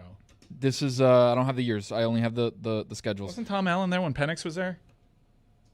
Number 2, Matt Rule, Temple, Baylor, Nebraska, 0-11 versus AP top 10. Nebraska just never going to win that game.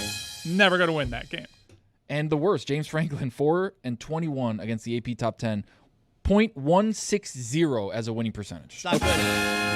All good numbers, but again, the stat that I read was that he's the third worst since 1937, and I was saying who's worse? Who are the two who are worse than James Franklin? You mentioned low scoring, or we were talking about low scoring games.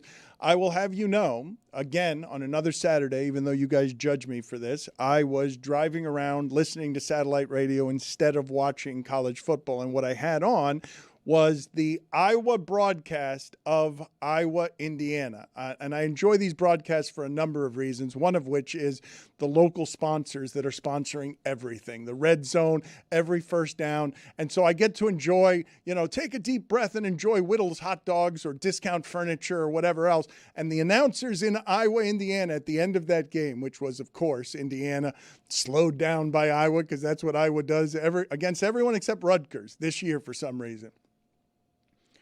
The announcers had the following exchange. One of them said, "Who doesn't love defensive football?" And the other one then howled, "I don't want this game to ever end."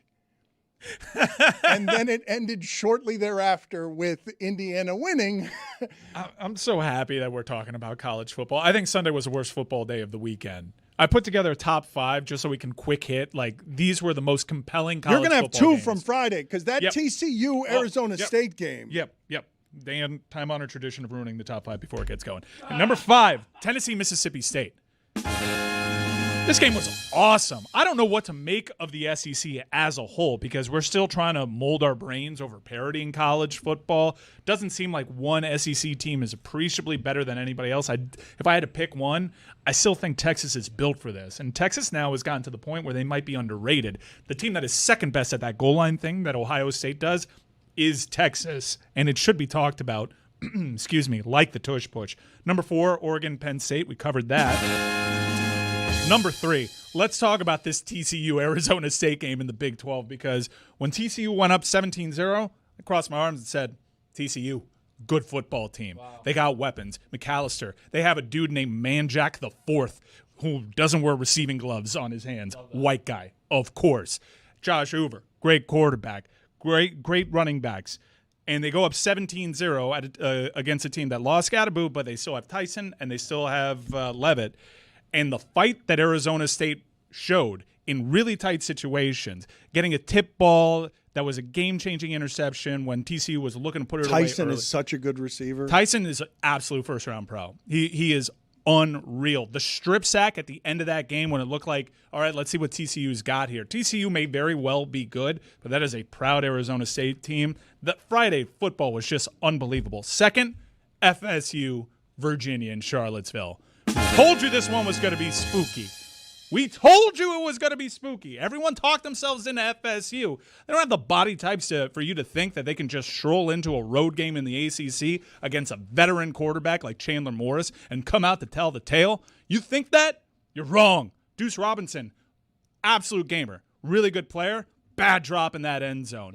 Huge drop. But should they have even been in that? Because Whitman bailed them out with an unreal catch. Castellanos, I think he's been better than anybody could have probably anticipated in that offense. But big-time problems for that defense headed into Miami week. And number 1, Dan, Bama UGA. I was there for that. Now, it may not have been the best game of the weekend, but in terms of storylines, I think this one is super interesting because Bama you look back at that FSU game and you're so confused by that result, and you may just have to resign yourself to the fact that Alabama was not prepared to play that game because this receiver room for Alabama is unbelievable. The body types that Dan mentioned Caden Proctor. Do we have that photo of the Caden Proctor screenplay? Caden Proctor goes from an off-season scandalous kind of personality surrounded by all sorts of NIL to playing all over the line. This guy was considered a disappointment all season long, and then he's playing on the left side. He's playing on the right side. They're throwing screen passes to him that UGA,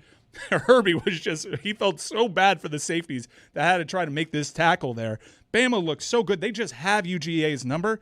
And Dan, look, obviously I'm a Carson Beck guy. I've talked to some people in his camp. It seems that Kirby Smart picked the wrong guy because this may end up being a wasted year for UGA, and it's because of the decision they made with quarterback. It's one thing to pick Stockton over Beck, and Beck is coming off of that surgery and whatnot. That's fine. but they didn't upgrade at that position, and they made a bad decision because this is going to be a wasted year for a national championship caliber team. Do the inventory on SEC quarterbacks. No lie, you may get to double digits on quarterbacks inside that conference that you trust more than Gunnar Stockton.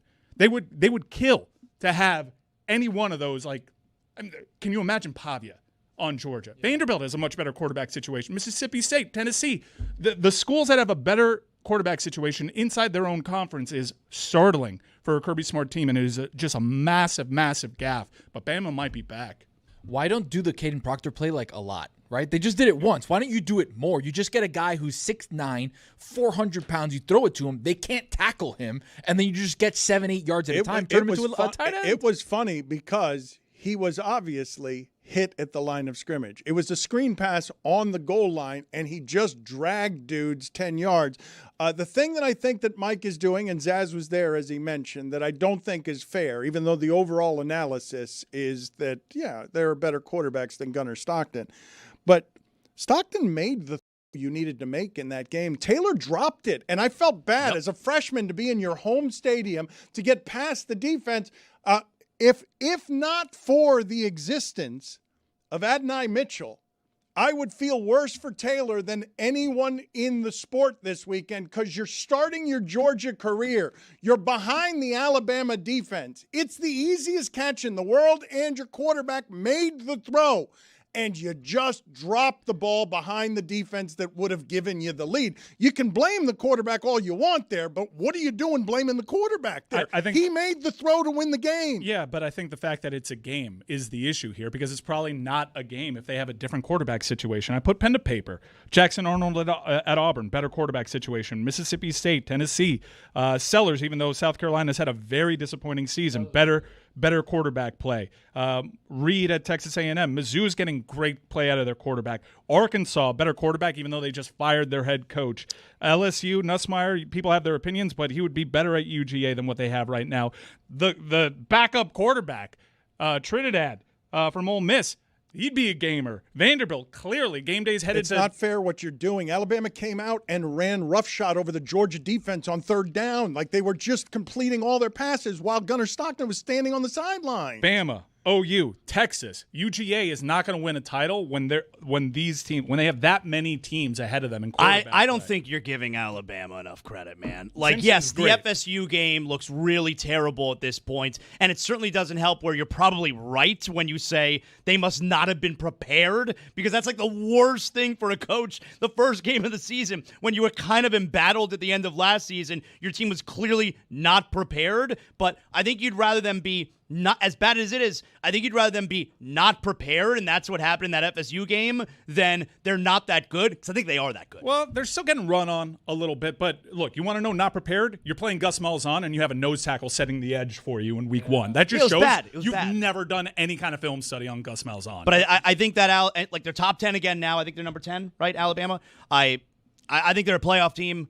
And you want to talk about James Franklin and how he can't win the big games. Kalen DeBoer, all he does is win the big games.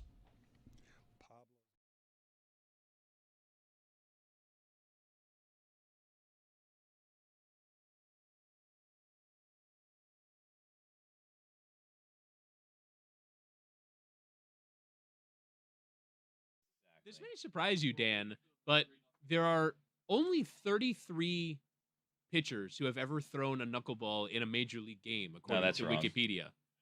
That's which wrong. I was surprised how small that number was. I don't think that's wrong, Billy. Why would you think that that's wrong? That's wrong.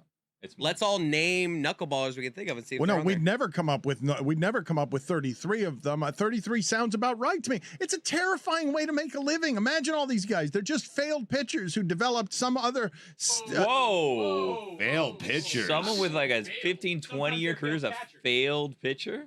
Well, Jimmy Moyer is not a knuckleballer. You made him a knuckleballer just because he throws Tim soft. Wakefield. Soft tosser. Yeah, across decades.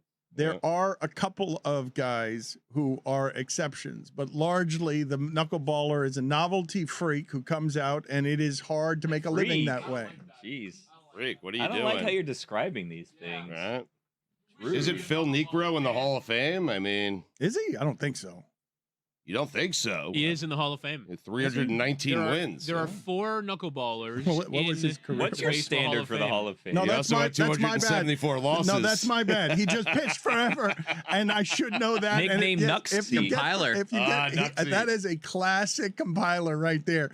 Phil Dangerous Niekro in nickname. the Hall of Fame with 300 wins and 280 losses. Jesus, he pitched for 24 years.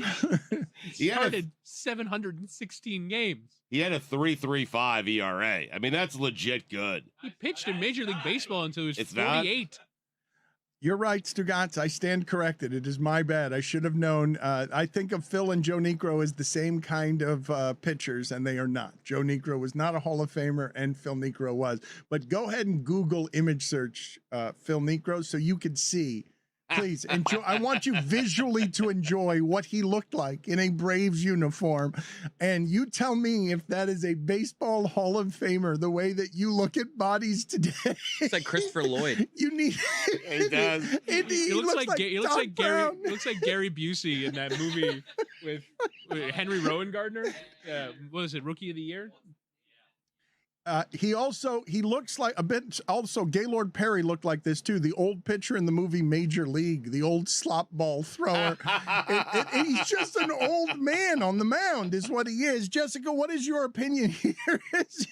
He looks like That is a not retired him. chemistry Wait a minute. professor. Yes, That's him when he's still yes, playing? yes. His hair is so long, and I think He it's looks coming out of his 62 years ears. old. He's Look at wearing that a picture. polo under that shirt. Listen to That me. can't be right. This is what. He looks like Uncle Dick. Listen, when you could throw the Yeah. knuckleball Uncle the way Dick got a Phil hole in did, one. He does look like right? a He Cody. did. You could pitch It's the forever. ear hair. Yeah. Greg Cody's Back in My Day, featuring in-flight magazines. In-flight magazines. Slayed the pandemic. Traveling again. Big bird up. But something's different. I look in the seat pocket in front of me, and all I see is that cardboard pamphlet about the plane that nobody reads, the drink menu nobody needs, and the barf bag. Where's my in-flight magazine? Where did it go? Joni was right. Don't it always seem to go? You don't know what you got till it's gone. They paved paradise, put up a parking lot, and then stole my in-flight magazine. These staples of Americana predated even Greg Cody. Pan Am Airways published the first IFM in 1940. Now the high-flying mags are disappearing like donuts in a press box. Southwest Rag, augustly called simply The Magazine, is gone now. Delta Sky, gone. American Way, gone. Retired after 55 years. Alaska and Emirates Airlines, too, gone. Airline magazines falling from the sky one by one. Some others, like United Hemispheres, are now digital only. Blame the pandemic. COVID killed the in-flight magazine, or rather gave airlines an excuse to make a cutback like businesses did with remote meetings where the office buildings used to be. But more than that is to blame. The digital era stampeded the helpless handheld mag. In-flight entertainment and mobile browsing happened.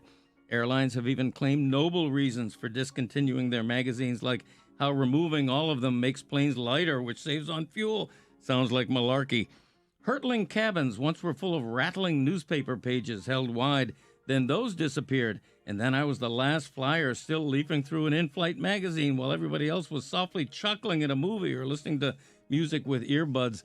I miss every bit of the airline magazine, the greeting from the airline president, the Penn and Teller at the Rio ad, the dating and hair restoration ads, and the one inviting me to invest in a home care franchise, things to do in Minneapolis, the list of top 10 steakhouses and America's best plastic surgeons, the crossword puzzle inevitably half-finished and poorly by a previous seat occupant. Oh, and the feature story on Southwest Customer Service Agent of the Month. You can't get that anywhere else. Most of all, I miss... Anybody else remember Sky Mall?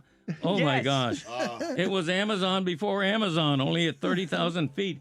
Talk about built-in marketing. Bored flyers stuck in a cabin for 3 hours slamming cocktails are liable to buy anything, which Sky Mall offered. I'll never forget the time, after 3 or 4 deep eddies, I accidentally bought a life-size Bigfoot garden gnome for $2,250. Airlines, I will gladly pay extra if the bag I check is a pound too heavy. I'll put up with your cancellations, and with a hot meal being replaced by a 1-ounce bag of pretzels. Just please give me back my in-flight magazine. See, I never played that Sudoku puzzle, but I sure did like knowing it was there. I'm Greg Cody, and that's how it was back in my day. The game has changed. Weed is legal now with Stugotz and Greg Cody. I'll tell a story if it makes you feel better. Yeah. When I first took the first edible I ever took was in New York, and at the time I was breaking the law. Okay, so now you can feel good about telling your story. And the guy told me, "Hey, just eat half of this." And so I ate half, and I waited, and I waited, and I waited, and I didn't feel anything. And he begged me just to eat half. And he did say on the front end it might take a while. But I was impatient. Right. Because when you smoke marijuana, you get instant gratification. And waiting an hour or two for something to kick in was not something I was familiar with.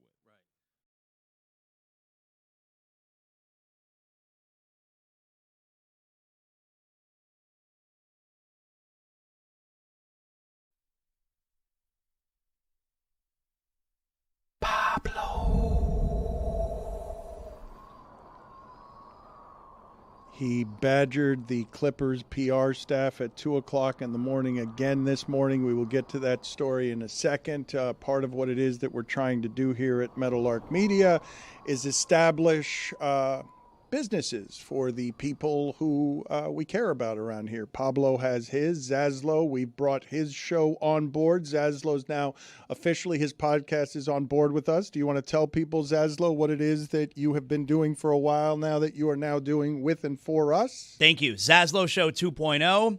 Every day, Miami-based, South Florida sports. We do some national as well, but it's a place that you can get just me. So wherever you get your podcasts, you search Zaslow Show 2.0.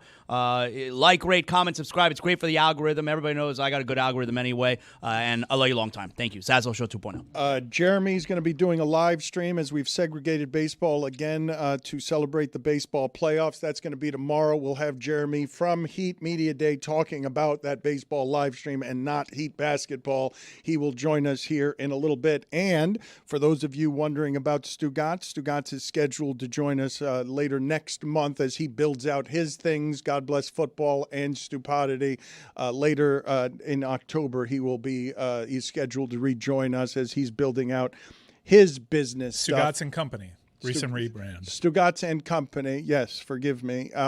Pablo, you have yet another report here, and evidently Mark Cuban has now tweeted a 323-word response to your 5-part Ballmer investigation. The tweet begins with, Pablo, you have become a great podcast entertainer, great acting skills, but in terms of getting to the real, not so much. All of what you said is meaningless, in capital letters, if KL2 didn't actually get paid, end quote. We'll get your response to what Mark Cuban says in a second, but why don't you catch people up on your newest reporting here today? Yeah, shout out to Zaslow Show 2.0, by the way. I love that show. I loved it when it was 1.0, 2.0, even more excited. We're in Aspiration Investigation 5.0 right now. So why are we doing a 5.0? It's because there's been a lot of talk from Steve Ballmer about how he has been defrauded, victimized, humiliated. And I want to take him at face value.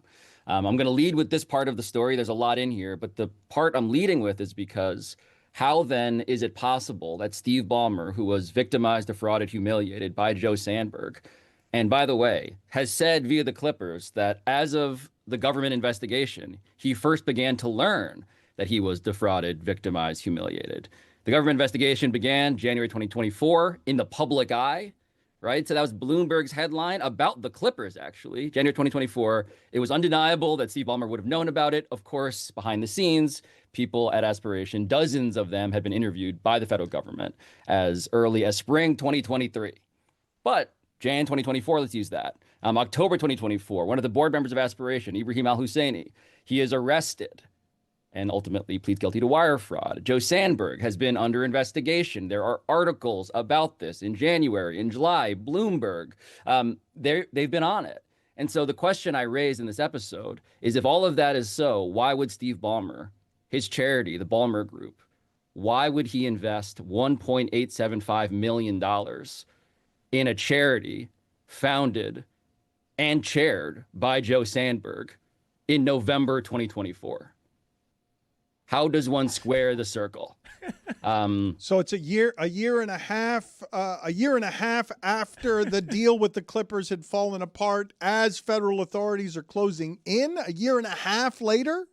Yes, 10 months after Bloomberg reports with the Clippers in the headline that the government is investigating Aspiration and Joe Sandberg, the entity that we've heard Steve Ballmer say over and over again he has been defrauded, victimized, and humiliated by. Why then is he donating $1.875 million into the charity that, by the way, has since taken down on its website that Joe Sandberg is the founder and board chair? That page has disappeared, but thankfully, the Internet Archive gave us a saved version of it, which was up online as of November 2024. Why then would they do that? And so we posed this to the Clippers. The Clippers chief communications officer sent us a response on behalf of the Ballmer Group, which is an interesting thing that the Clippers PR person is giving us the statements from the charity. This, by the way, after the Clippers PR person, when we asked, generally speaking, hey, we had heard that Steve Ballmer had donated, in Joe Sandberg's charities. Can you comment on that? And their response was, that is germane to the NBA investigation. We will let the NBA investigation take its course. So then we come back with the details, and we get a statement from Ballmer Group in which they say, actually, this is the fourth payment. This is a series of payments that we made to Joe Sandberg's charity, the Golden State Opportunity Foundation, a very small charity that, again, he co-founded, is the person, the entire spitting image of the board chair this entire time. He said, actually, this is the fourth payment, and the first one, upon our reporting with the people who now are still remaining at Golden State Opportunity Foundation, they say that the first one started in January of 2018. And so what we've also, Dan, learned in the course of the reporting is that the relationship between Joe Sandberg and Steve Ballmer actually began in 2017 when that first donation was being discussed, because that donation began, per the charity, on January 1st, 2018, which is almost 4 years before they appeared together for the first time in public via Aspiration. So the relationship, the story, the implausibility, the irrationality deepens.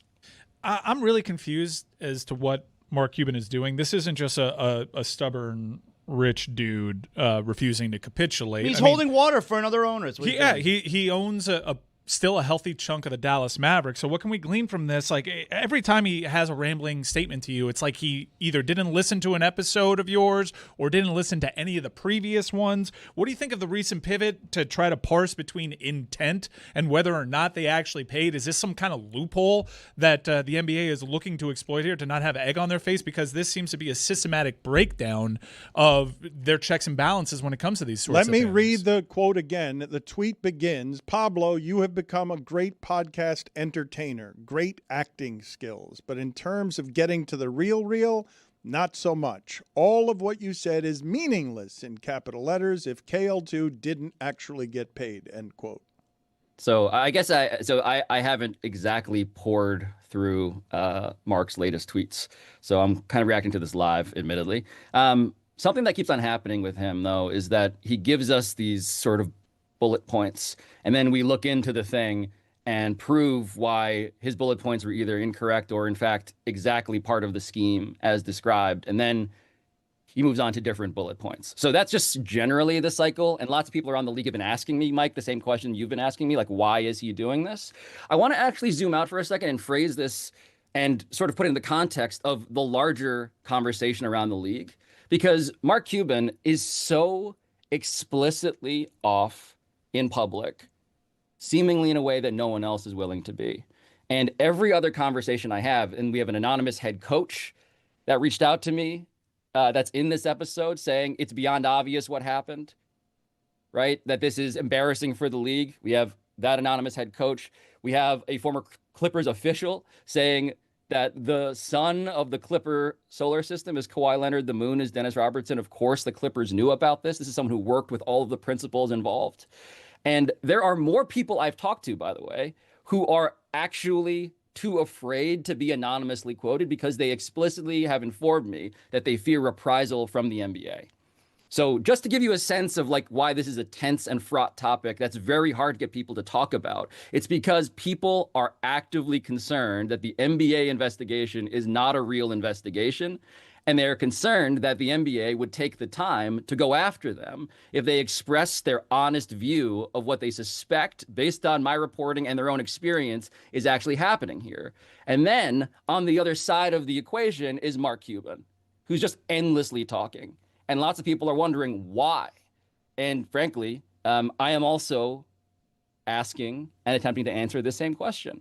And so on that front, I just will have to say for now, my investigation continues. Okay, can you tell us, though, what you make of the $1.875 million donated to charity to a founder who conned him a year and a half after the Clippers deal ended? Because when Ballmer was talking to Ramona Shelburne, the intimation was that couldn't be so. And he kept saying, and that relationship was over, and now you're reporting that a figure suspiciously close to the quarterly payments that Kawhi's supposed to get is being funneled into a charity that is publicly, everyone knows, is underwater.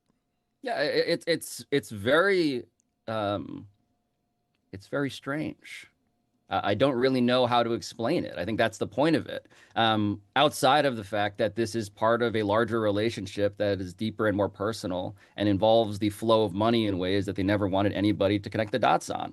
I want to put that timeline in context as well, Dan, because keep in mind, the Clippers have told us previously that they are the ones who terminated the deal with Aspiration in the 2022-2023 season because they couldn't make their payments. Simultaneously, we have proven via court documentation that Aspiration had gone into default, that they couldn't get investors from anywhere other than Steve Ballmer, Dennis Wong, a first-time investor who put in $2 million 9 days before Kawhi Leonard got paid that thing that was delayed, the 1.75, as well as the other people either who were now pled guilty for wire fraud or had already been involved in investments with Aspiration. So the question of like, was this company a mess? Was it obvious? That was obvious in 23, if not end of 22. And so to see this timeline unfurl in which you go from there to all of the public news about the federal government, for Steve Ballmer to make that donation, it would need to be the ultimate case of something, Dan, you love talking about, which is separating the art from the artist.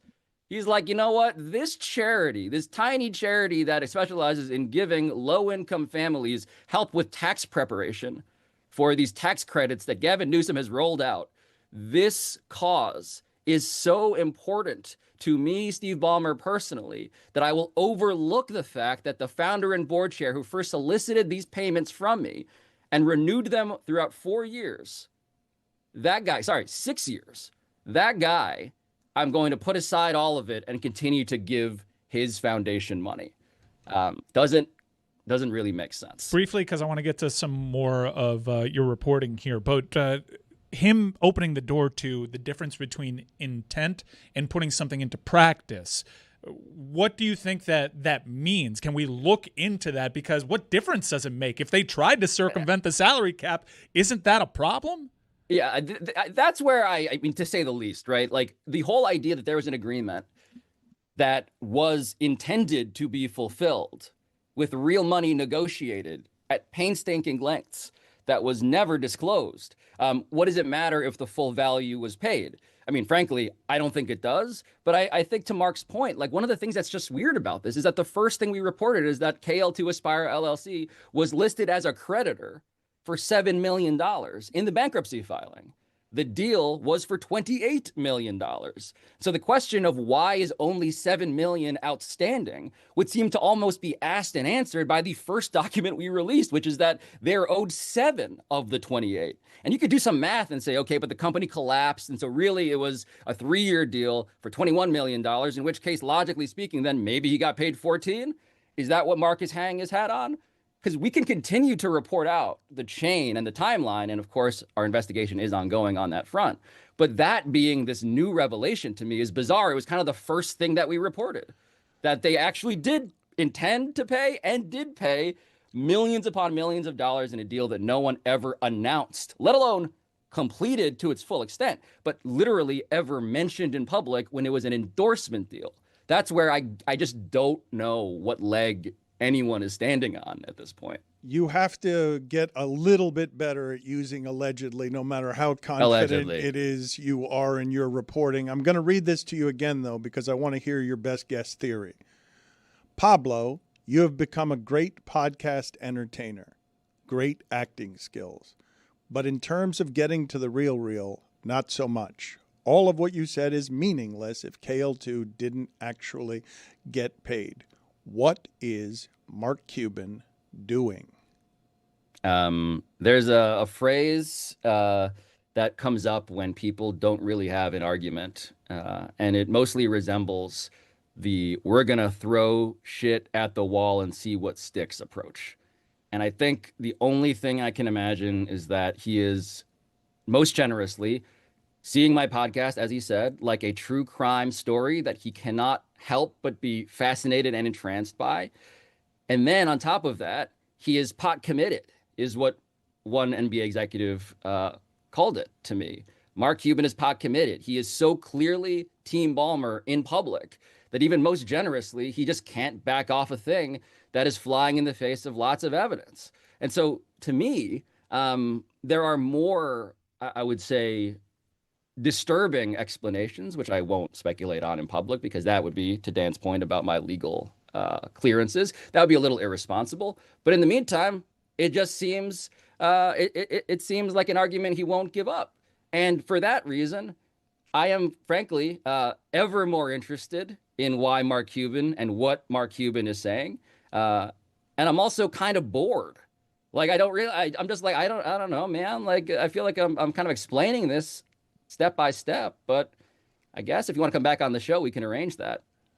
Mark Cuban would appear to be just wanting to be stubbornly right when you say pot committed. That's what that feels like. In that tweet, he is offering for a return engagement. I know you haven't had an opportunity to go through the entirety of the tweet, but it looks like Mr. Pot committed Mark Cuban is offering his services again. Well, I like that he is, because we tried to book him multiple times 2 episodes ago, which is why we got the other Cuban that is talking to me right now in that episode. But if Mark's down, I wonder why he decided to talk to Kendrick Perkins and Channing Frye instead of Pablo on this one. Let's again, I've told you before, one of the great prides here at Meadowlark is that we could use the modulated voice and the distorted fuzziness of keeping people protected anonymously, even though, as Pablo said, there are now real fears around some of this, and this is real power and real money that disincentivizes people from coming and talking to Pablo. But the report in this morning's Pablo Torre finds out is that Steve Ballmer, the 7th richest man in the world, quietly donated $1.875 million to charity. Aspiration co-founder who conned him, quote unquote conned him, a year and a half after the Clippers deal ended, when the feds were already closing in and this was all in headlines. Here's a modulated voice for you again to explain how somebody at Aspiration who knows something about the finances of Aspiration took that charitable donation. It's just inconceivable to me to be both hoodwinked and bamboozled, but yet continuously giving money to Joe Sandberg. It does not make any iota of sense to invest in 2021, contribute nearly $100 million in carbon offset pre-purchases, reinvest in 2022 or 2023 round, claim all of that to be lost in 2023, and then come back for more in 2024 via charitable donation. Maybe Steve Ballmer's a secret masochist. Steve Ballmer's kink is being robbed. Yeah. Rob me blind, daddy. I think that laugh wasn't modulated enough, and that laugh is going to be recognized. Allegedly. That laugh is going to be recognized by fellow employees. I believe that you did a poor job of protecting that person's anonymity. So something that Cuban keeps on bringing up, I was just scanning his tweet while you guys were playing that clip for me, and I love source number one's sense of humor, by the way. It really does keep me going. The question of like, hey, you don't talk to enough business people. I'm Mark Cuban, I'm the business authority. Here's what you're missing. I just cannot stress enough how many people I talk to that we don't quote for these episodes, so that I am as sure as I can be that I'm not missing stuff from the business world. Mark Cuban, who again, I loved the respectful dialogue we had before. It's why I invited him back for more. It's why I continue to entertain the premise that maybe we can continue to have that if we're both operating from evidence and from good faith. I am hopeful about that. But the question of whether Mark Cuban is the only billionaire I've ever talked to, in my capacity as reporting this story, he is one of an increasingly long list of incredibly wealthy people that I have to ask, hey, what do you think about this? What have you heard about this? People who are in the NBA and people who are just in finance. So I just want to there's this thing that really rich people like to do in which they say, if you are not me, you cannot imagine what it's like to be me. And a lot of what I'm doing in the story is proving that, yes, there is complication and complexity. There are terms that we're going to spell out to you as best we can. But there's also just the fundamental fallibility and desperation of human nature. And do not let a billionaire tell you that you do not understand human nature when so much of what they're doing is fucking stupid. Yeah. It can be both. It's kind of a dirty move, Pablo, where Cuban tweets to you there, just have me back on the podcast. Like, he makes it sound like you won't have him back on. Just have me back on the pod. Like, he's begging you when you've wanted him on. Anyway, what do you think's going to happen at Clippers Media Day today? I'm excited. I'm excited to see what questions get asked. In the episode, we kind of give a step-by-step guide. Like, here are the questions that I personally would ask Kawhi Leonard, Ty Lue, Lawrence Frank, who's the president of basketball operations. In this episode, we established that if nothing else, the way the Clippers power structure works is that Steve Ballmer and Lawrence Frank would be the ones to handle as sensitive a case as Kawhi Leonard, sensitive for all the reasons that have been publicly reported since 2019.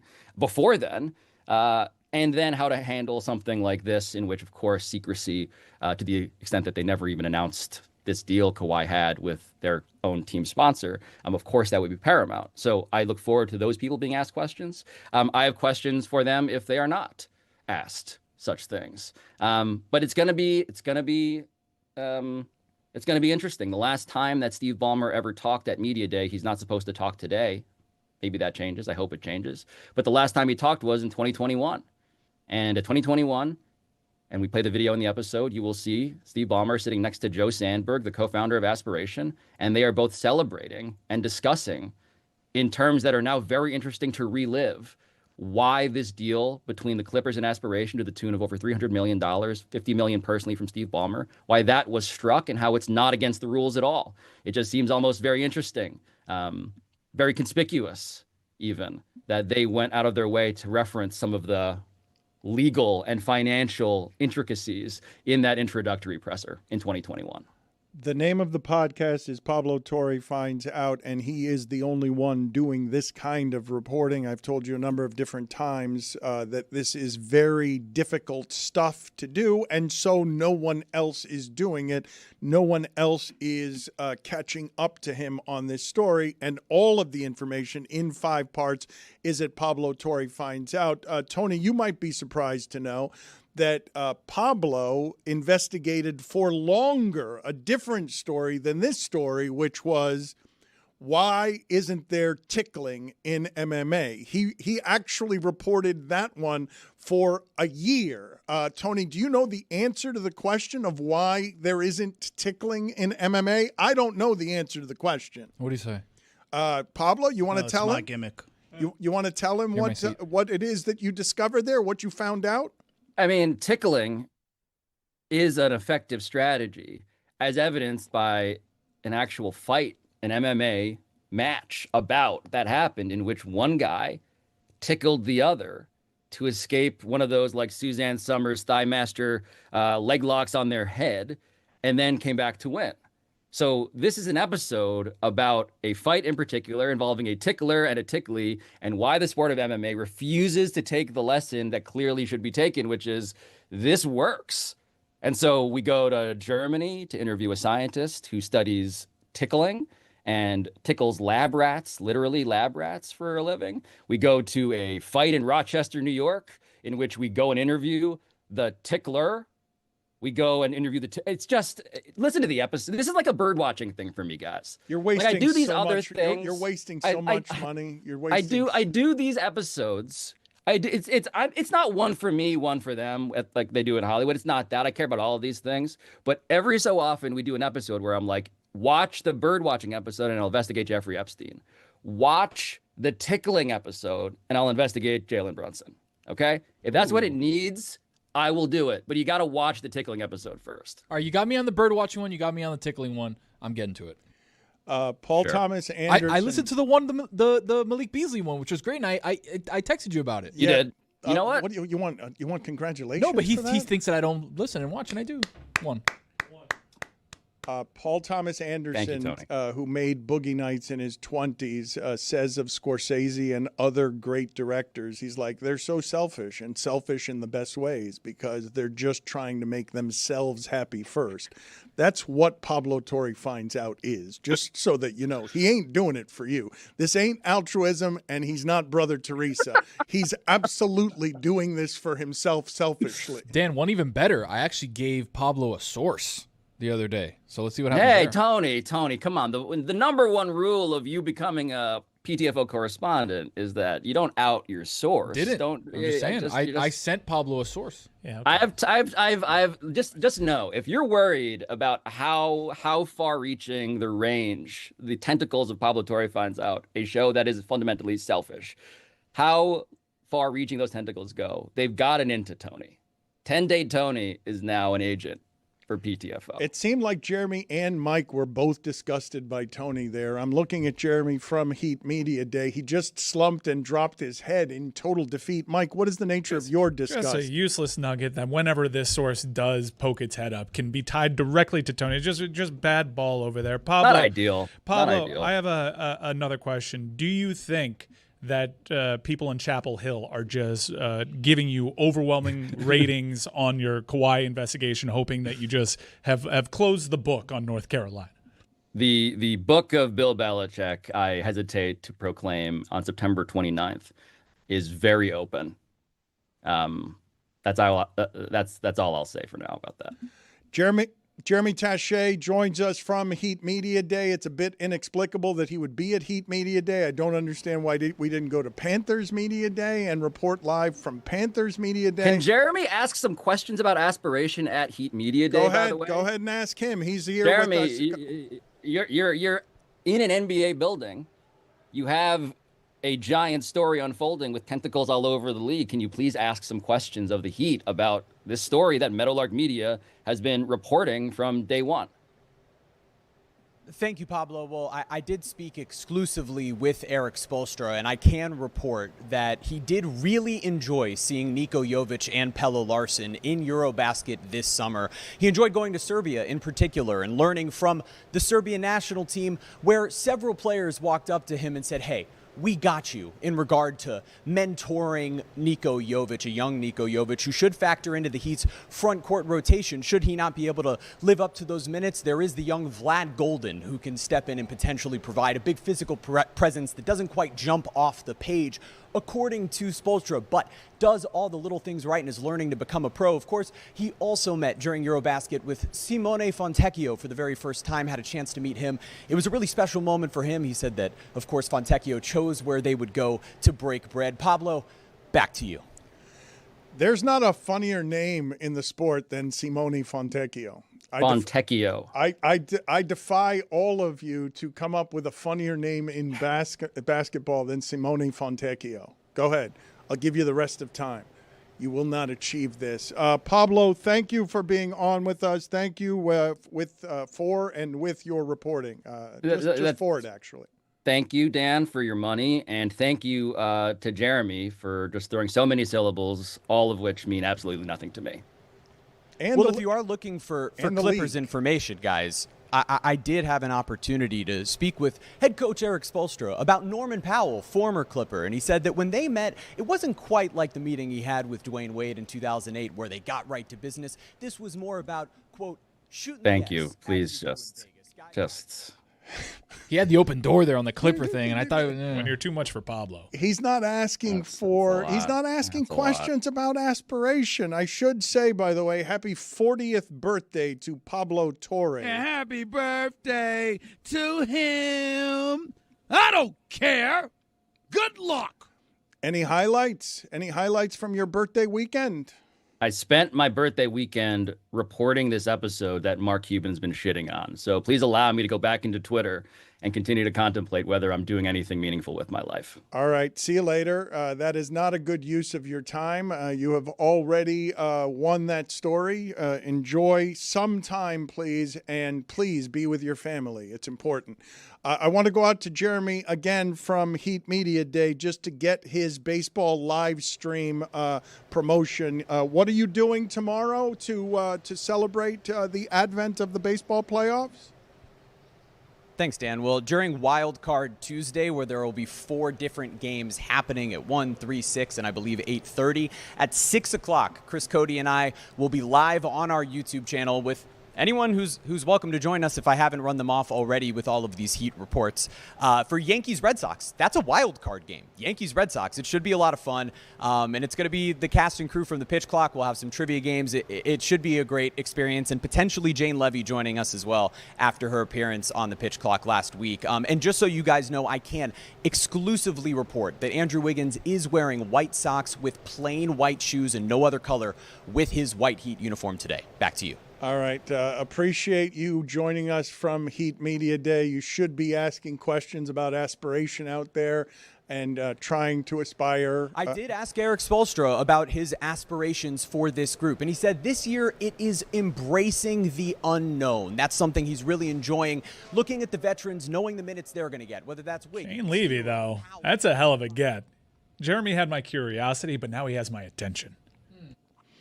You know what has my attention, because I think this got buried in the news of yesterday. Did you guys see what happened between Liam Cohen and Robert Saleh? Did you I guys? love this. Boy, did I. Fill me in, because I just saw stills of a contentious back and forth. Okay, so I will fill you in, but not until you basically play the only thing that I associate with Liam Cohen. Duval. So Liam Cohen, during the postgame, told Saleh, quote, "Keep my name out your bleeping mouth." So he's quoting Will Smith yelling at Chris Rock. And Saleh responds with, because first of all, that was startling to me, to just see a head coach say that to another head coach. Not since Jim Schwartz and Jim Harbaugh met at midfield and tried to outgrip each other on the handshake have I seen this kind of back and forth. Because you would assume that Liam Cohen, play his famous sound again if you don't mind, because you would assume that Liam Cohen, once he says this, is saying the most aggressive thing. Duval. When he says, quote, "Keep my name out your bleeping mouth," you'd think that's the most aggressive thing. But Saleh responds with, "I'll bleep your world up. You don't want to bleep with me. I will bleeping end your bleeping life." End quote. That's the proper look. Yes, that is the proper look. I didn't know Bobby Saleh had that in him. Let's see if we go out to CBS 47 Jacksonville and see if we can hear that recreation, because this isn't how they'll talk in front of the microphones, but this is how they talked on the field. Saleh is the defensive coordinator for the 49ers. Jacksonville won that game, even though, again, for the 4th time this season, and in every game they've played since Trevor Lawrence was the quarterback. Jacksonville tried very hard to lose this game. San Francisco would not let them. San Francisco, at the end of the game, Robert Saleh gets into it with Liam Cohen.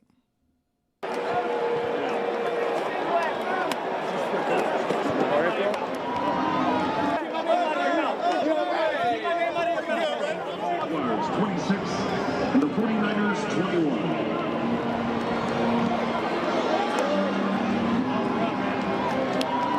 Salah is accusing Jacksonville of stealing signs. That's Legally, by the way. The starting point. Legally stealing signs, not illegally stealing signs. You can steal signs these days. It's okay to steal signs. If you're not doing it illegally, you're fine. And Liam Cohen has been known to maybe steal allegedly, legally stealing signs.